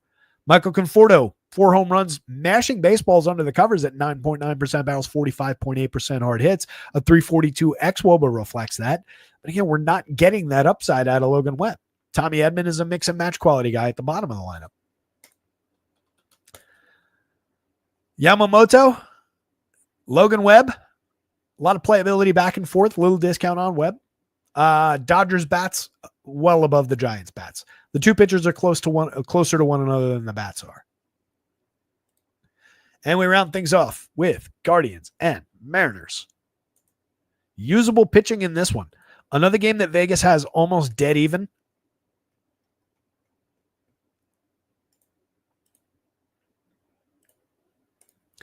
Gav Williams checking in at 8,000, 8,600 against a Mariners confirmed lineup that has just a 3.56 implied total and also has a 24.3% strikeout rate, one of the better strikeout targets on the board today.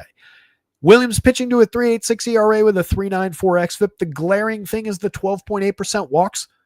We're talking about a kid who is one of the highest end pitching prospects in baseball, or just was and graduated and has been pitching in the show now. 12.6% swinging strikes is excellent. Backs up the 25.2% strikeout rate.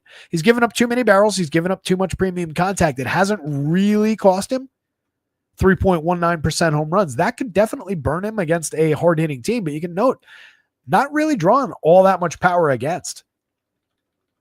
Last season in 76 innings, he allowed just 2.11% home runs. Again, kind of in spite of some good exit velo, some good hard hit numbers on a respectable launch, just was able to miss barrels that year. But if that's gone away around the edges, maybe some of this power does burn him. That's where, some of the home run model numbers are kind of in the middle as far as this matchup. Cal Raleigh certainly would have been believable at a 10 plus. Same thing with Julio Rodriguez in the 9s or into the 10s. Would have been entirely believable. But Williams has major upside for a cheap price at 8 on DraftKings. He's easily the best of that, good pitcher at too cheap a price. He's much better than those guys that I was highlighting that are all kind of the same. 86 on FanDuel is entirely usable. Just got to fade those walks. This is a Mariners team that has some walk in it, but some aggressively low walk rates as well. Luis Castillo at 85-88 against a Guardians team that's striking out at a 22.4% clip so far this year. He's only carrying a 19.2% strikeout rate himself, 11.1% swinging. Those numbers are well down. Last year, 24.3 on 11.8% swinging. The year before, 27.3 on 14.7. We've lost a little quality with Luis Castillo over these 13 starts, these 73 and a third innings. He's given up a lot of premium contact as well. Comes on a fly ball trajectory, so he is getting lucky to be at just 2.24% home runs. But he's also got so much quality over time that it's difficult to write him off with the price kind of going down directly commensurate with the underperformance. There's nothing wrong with taking this option against these Ks, and hoping for a little bit of return to form, especially when Vegas is kind of seeing it the same way. In a pitcher's park. So I lean Castillo in that head-to-head. I do think, though, end of the night wise, you can play either one of these lineups for a few shares. There's plenty of upside for Thunder in the Guardians lineup with Jose Ramirez there, Kyle Manzardo, little bit of power still lingering for Carlos Santana, 6.7% barrels, 43.3% hard hits. He's hit 8 home runs. He's also getting on at an extremely good clip at 350, 113 WRC plus. Very effective bat for 38. But you have the positional conflict between him and Manzardo on the DraftKings slate. 29 and 28 on FanDuel. They're easy to play together. Probably would go that route. Manzardo is giving you plenty of barrels, 12.2%, 43.2% hard hits, 11 home runs, kind of a mediocre slash line. Not much in the ex-WOBA department to suggest much growth is available right now. But the kid's supposed to be good, and he's at least hitting for power. 226 ISO, 104 WRC plus. Ramirez is a superstar by any measure. 12 home runs, 20 steals, monster slash line, 368 ex-WOBA, 160 WRC plus. Lane Thomas is a good player who's struggled over 75 this year, struggled through most of last year, but I do believe in the upside. 3,000, 2,500. I think you can kind of mess around with that if he's hitting second. If he drops down lineup, it's a little bit less appealing. Depends on where he lands in the confirmed. Again, last year, 15 homers, 32 steals, but otherwise was mostly lost, just a 99 WRC plus. That's not a terrible season, though, especially when you're just looking at it from a counting stat perspective for DFS. Year before, 28 homers, 20 steals, scored 101, drove in 86, 268, 315, 468, a 200 plus ISO, 109 WRC plus. He was tremendous that year. Schneemann, Arias, Naylor, going down the lineup. You could pick any one of those guys for just some random ass barrels on and good bat on ball. Every one of those guys strikes out quite aggressively. Not one of those guys is what anybody would call reliable, but you do have 119 WRC plus over 161 plate appearances on Schneemann with a good barrel rate, but mediocre hard hit numbers. You do have a 103 WRC plus with 9 home runs in his pocket over 185 chances for Bo. Where you need catchers, Naylor's probably the most appealing out of those three. Where you don't need catchers, you can kind of go back and forth. If you need a middle infielder, take one of the other guys. It's fine. You don't really want either of those guys at the corners or shortstop. It's just second base for those two. And then you get Nolan Jones kind of hiding down here at the bottom. 2 home runs, 3 steals, and 175 chances. It hasn't been good. It's been so bad that as a resident of New Jersey who's been to Cleveland twice in his life, I've seen Nolan Jones in person hit half of his home runs this year. 2,500, 2,300. He's really cheap. 8.3% barrels and 46.8% hard hits. At least kind of reminds me that he can put bat on ball.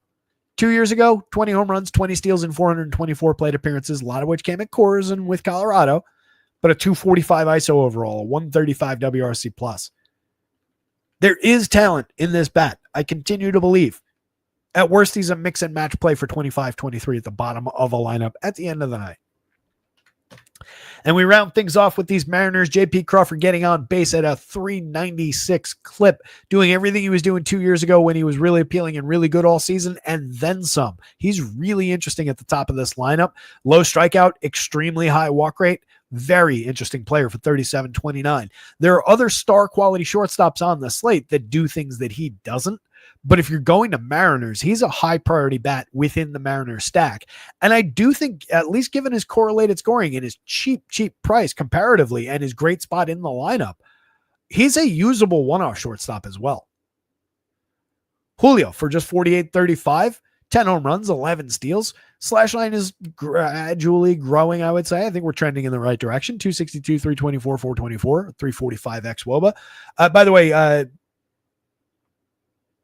Don, I will come back to your lineup if you're still there. Hopefully you are. Larry says batting average matters in one of my stupid leagues. Yeah, still batting average for a traditional season-long league. Yeah, fortunately we use OPS in the Dynasty League. But yeah, average still, it matters, right? It's not completely dead, but as like a predictive stat, as an advanced stat, as anything that tells you how you're really, really doing, it doesn't count things the right way. It's a flawed stat. You can still glean some things from it, like Stephen Kwan, I know, gets on base all the time because he's got a really good batting average. He's also got a really good on base percentage. But, you can tell how guys, a lot of it gets caught up in BABIP and things that are out of the hitter's control entirely. So that's where all that comes in. But yeah, it's a stupid, annoying category, but it does still matter across a lot of season-long leagues. Let's look at Don's lineup before we finish off this Mariners stack. So Don's saying Holmes, Elder, Murphy, Olsen. So Brave stack. What's that? Braves and Orioles. Murphy, Olsen, Acuna. And then you've got, I assume that's Jackson Holiday, Gunnar, which I'm fine with both of those choices. And then is that Royce Lewis at third and Mauricio Dubon? I would probably just try and take Royce Lewis and use one of the correlated plays from the Orioles. And if you did that, you might be able to flip the Dubon option to another correlated play from either one of those teams. I don't dislike what you were going for there with the Orioles and Braves stack. I would just kind of fill out those stacks. I tend to be more of a full stacks builder. You've also, it looks like, got Riley Green in there. So there's obviously some salary going into Riley Green that you could probably work back around the edges. It comes down to some preference there, though, if you like to go full stacks or if you like to spread things out. There are arguments to be made for both. I've traditionally always been a more full stacks approach. I like Clay Holmes quite a bit on the mound there for you. I think Bryce Elder's fine. He's going to be chalky for sure. You do have a little bit of threat of weather in that spot. I like if you're going for that kind of construction too, I like the choices that you made in, assuming that's Royce Lewis and Riley Green. I don't think there's anybody else with those last names that I'm forgetting. Those two are good choices. I don't love Mauricio Dubon, so I would see what you can do with that spot. Looking down the bottom of the Mariners lineup, let me wrap this up here, and then we'll come back to that. Hang in there, Don. I'm going to come back to that in a second. We'll see if we find somebody better than Dubon. So I did Crawford. I did Julio. Cal Raleigh has 26 home runs so far this year and is a just immense force of a player at the catcher spot. He's also 6,000 when you have to play the position. So dramatically offset from every other catcher on the board. That is a consideration when you're just talking positionally. Obviously, he's a fantastic player. 10 home runs on the board for Jorge Polanco. Up and down performances, but carrying a 262, 310, 464, a 202 ISO. Definitely still in play. Still appealing at second base as well. 4,000 on DraftKings, 2,800 on FanDuel. Randy Rosarena, good barrels, good hard hits. Striking out a lot, but measuring that with walks. 8 home runs, 11 steals, a 342 on base. Creating runs 19% better than average. Still a part of Mariner stacks that I build. Rowdy Tellez, major source of barrels, 16.4% over 166 plate appearances. It's turned into 10 home runs. It's not a bad total for 166 chances. It's just a lot around the edges is left to be desired from Rowdy. But if you're just home run hunting, if you're just hunting against some of those barrels and hard hits and exit velo that Gav Williams does allow, Rowdy is on the board and going to be sneakier than everybody else of quality in this lineup. Dom Canzone, Ben Williamson, Cole Young down the board, mix and match quality all. Not a one of those guys is expensive. Who the hell are the Astros playing? There it is. All right, so Dubon's 24. Looked like you were using him in the outfield.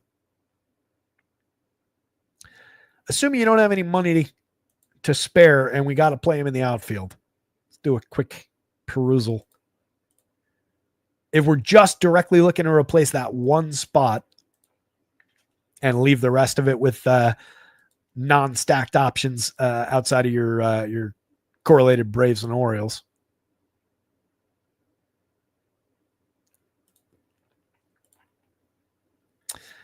The challenging bat to replace at that price.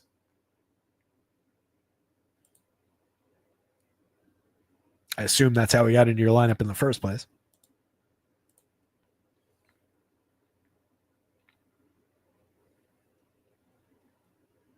Yeah, it's Freddie on the mound. I don't love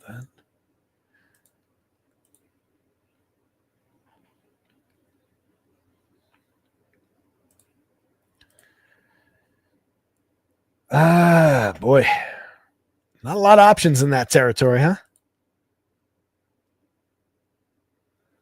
Tyler Wade's a no. I think I'd rather have Dubon.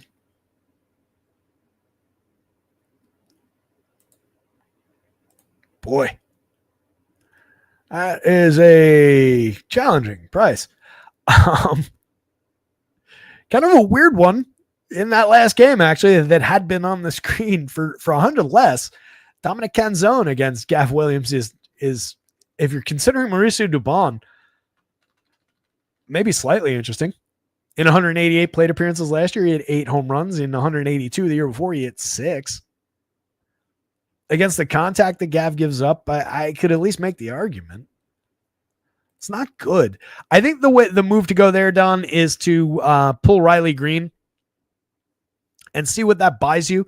If you can buy a better bat than Dubon and downgrade the Green spot a little bit, pay less for somebody else of quality, I think that's the way I would approach that. Especially if you can do that and make it correlate either with the Braves or with the Orioles or with both, depending on which direction you go. Same story with Royce Lewis if you wanted to do it at third base instead of in the outfield with Green. So that's kind of how I would play that. I would look to upgrade that Dubon spot, though, if I can. Obviously, you went to a very cheap player for a reason, so I get it. But I think there's more upside in kind of middling those two spots. Andy. Thank you, buddy. Andy says, happy Friday, everyone. Traffic sucks. It is also 6:17. We got to get out of here. We got to get the site updated in the next couple minutes. A lot of lineups to throw up, but it only takes a minute. Real quick. I think Luis Castillo is your top tier cut line. He's been diminished this season, but I'm going to still give him credit. Like I said at the beginning of the show, though, everyone from Michael Wacha to Ryan Yarbrough is very, very similar today. You've got some offsets in price. You've got some offsets by matchup, like Ryan Nelson I would be talking about more, as I said, if he wasn't facing the Padres. It's a little bit dinged as far as the upside, but that's taken care of by having him at that 61 price. If he was facing, let's say, I don't know, Milwaukee, I think he'd be priced in the mid 7s, if not 8. So you're getting discounts through there. Everybody in that group's the same. And then you have this weird little dart down here at 4,500 that I don't want to try and sell you again. I'll tell you more that I love the Braves against him than I will say he is playable at that 4,500. Thank you, Lair. Thank you, everybody. Appreciate all the likes, the subscriptions, etc., etc. Back on Monday for more of this action. Good luck out there tonight. Somebody go win something. Share those results when you do, either in Discord, which is linked down below, or on the rotoscouts Twitter handle. Love you guys. See you very soon. Go get them. Later.